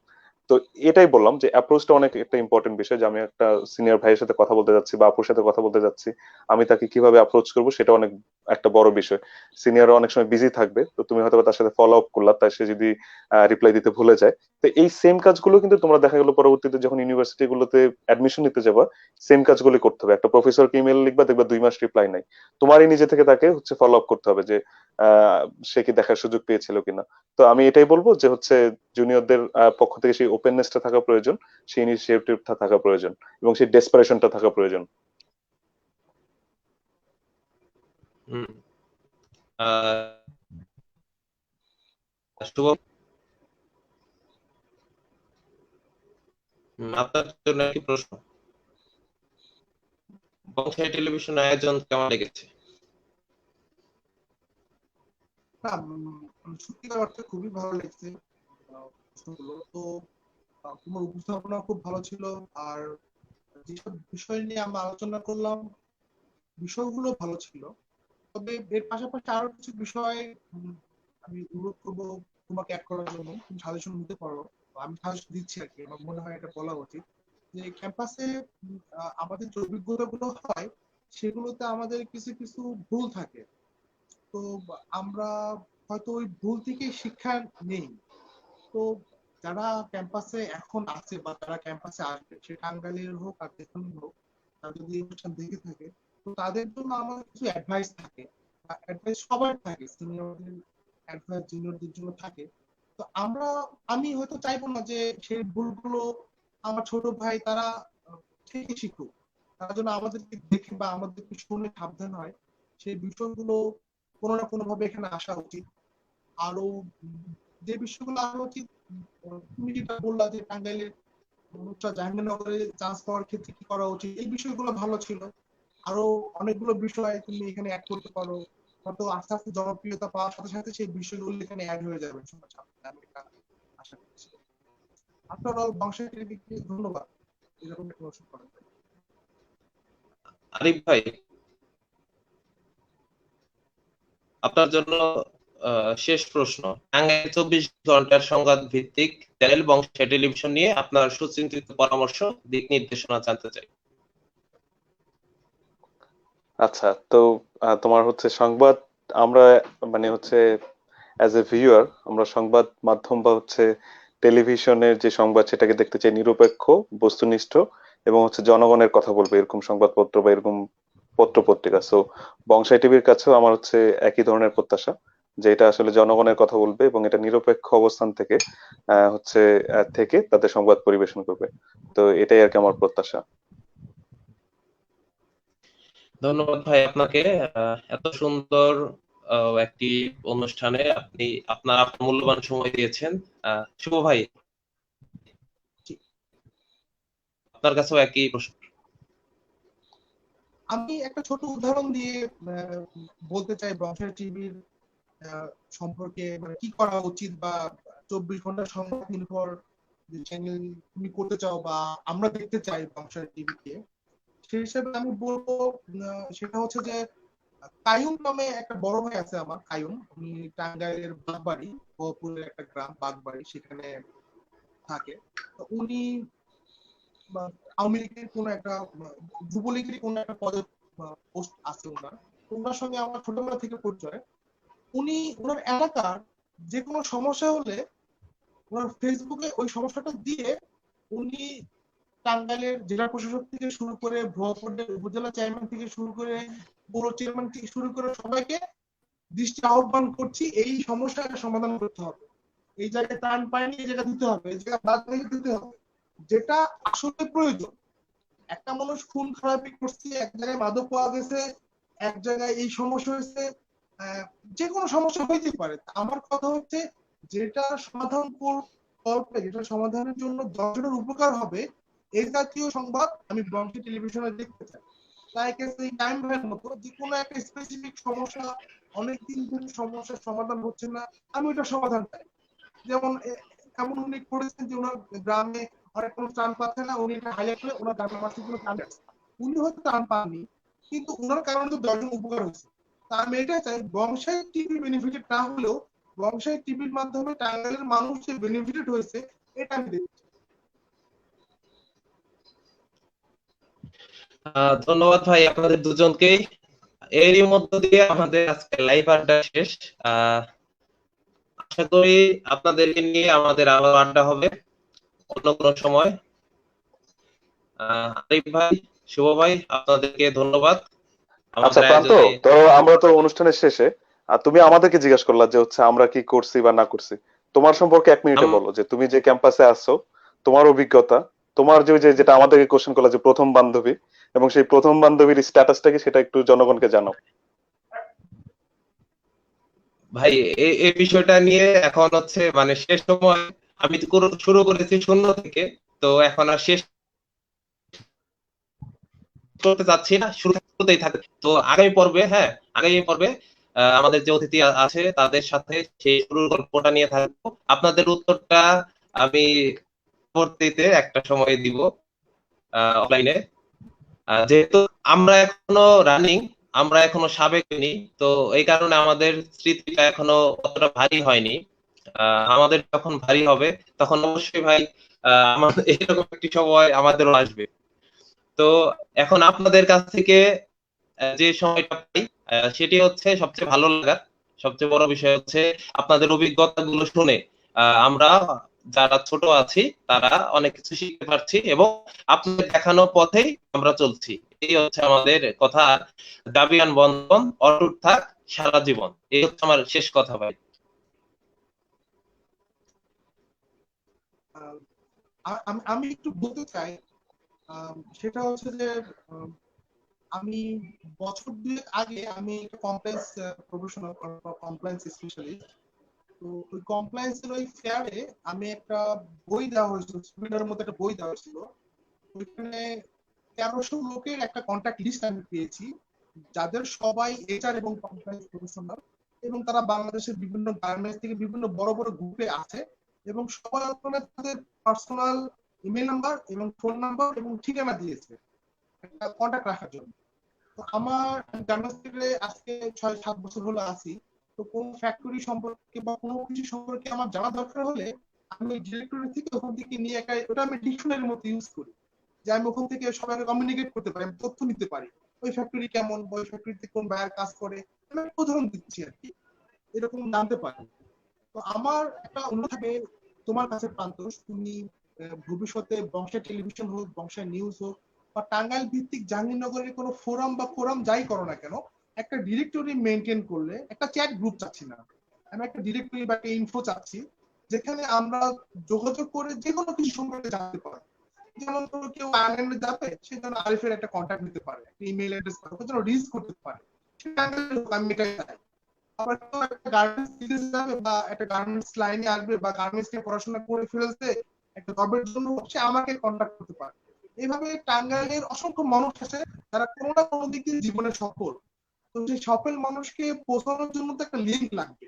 তো সেই লিঙ্কটা তুমি হোক বা বংশের টেলিভিশন হোক, যেই হোক, একটা ফোরাম যেই হোক, সেখানে আমরা একটা প্ল্যাটফর্ম থাকলে আমরা রিচ করতে পারবো। তাছাড়া আমার মনে হয় না আমাদের এই জাবি ভিত্তিক টাঙ্গাইল ভিত্তিক জাবি কোরআনটা অতটা বলিষ্ঠ হবে, আমার মনে হয়। এটা অনুরোধ থাকলো। অবশ্যই ভাই, সুন্দর একটি প্রস্তাব করেছেন। হয়তো আমাদের সময় আর কি, মানে আমাদের এই বিষয়টা নিয়ে সমাধান হবে এই ধরনের একটি যোগাযোগ মাধ্যম যদি হয়, তা আমাদের জন্য এটা খুবই ভালো হবে। যখন যাকে প্রয়োজন তখন তাকে যেন পাওয়া যায়, বিষয়টা কি। হ্যাঁ, এরই মধ্য দিয়ে আজকে লাইভ আড্ডা শেষ করছি। আপনাদেরকে আবারও ধন্যবাদ জানাই। আর হচ্ছে যারা আমাদের দেখছেন তাদেরকে বলি, বংশাই টেলিভিশনের ফেসবুক পেজ এবং ইউটিউব থেকে আমাদের অনুষ্ঠান আপনারা দেখতে পারেন। আমাদের অনুষ্ঠান প্রতি বৃহস্পতি এবং রবিবার রাত 8:30টায় প্রচারিত হচ্ছে। আর আমাদের অনুষ্ঠানটি নিবেদন করেছে টাঙ্গাইল স্পোর্টস একাডেমি। তো টাঙ্গাইল স্পোর্টস একাডেমিকে ধন্যবাদ। এর মধ্যে শেষ করছি আজকে লাইভ আড্ডা। আগামী পর্বে নতুন কোন অতিথিকে সঙ্গে নিয়ে আমি হাজির হব, প্রান্তোষ ভট্টাচার্য। সে পর্যন্ত শুভরাত্রি সবাইকে, ধন্যবাদ। ক্রিকেটে ক্যারিয়ার গড়ার সুবর্ণ সুযোগ। টাঙ্গাইল স্টেডিয়ামে বছরব্যাপী ভর্তি চলছে ক্রিকেট প্রশিক্ষণে। ভর্তি হওয়া যাবে ছেলে ও মেয়ে পৃথক ব্যাচে। বিকেএসপিতে ভর্তি ইচ্ছুক ও ছোট বাচ্চাদের জন্য রয়েছে বিশেষ প্রশিক্ষণের সুব্যবস্থা। দূরবর্তী ছাত্রদের জন্য আছে আবাসিকের সুবিধা। আগ্রহীরা আজই যোগাযোগ করুন টাঙ্গাইল স্পোর্টস একাডেমিতে। মোবাইল 01711730331, 01712786024, অথবা চোখ রাখুন টাঙ্গাইল স্পোর্টস একাডেমির অফিসিয়াল ফেসবুক পেজে।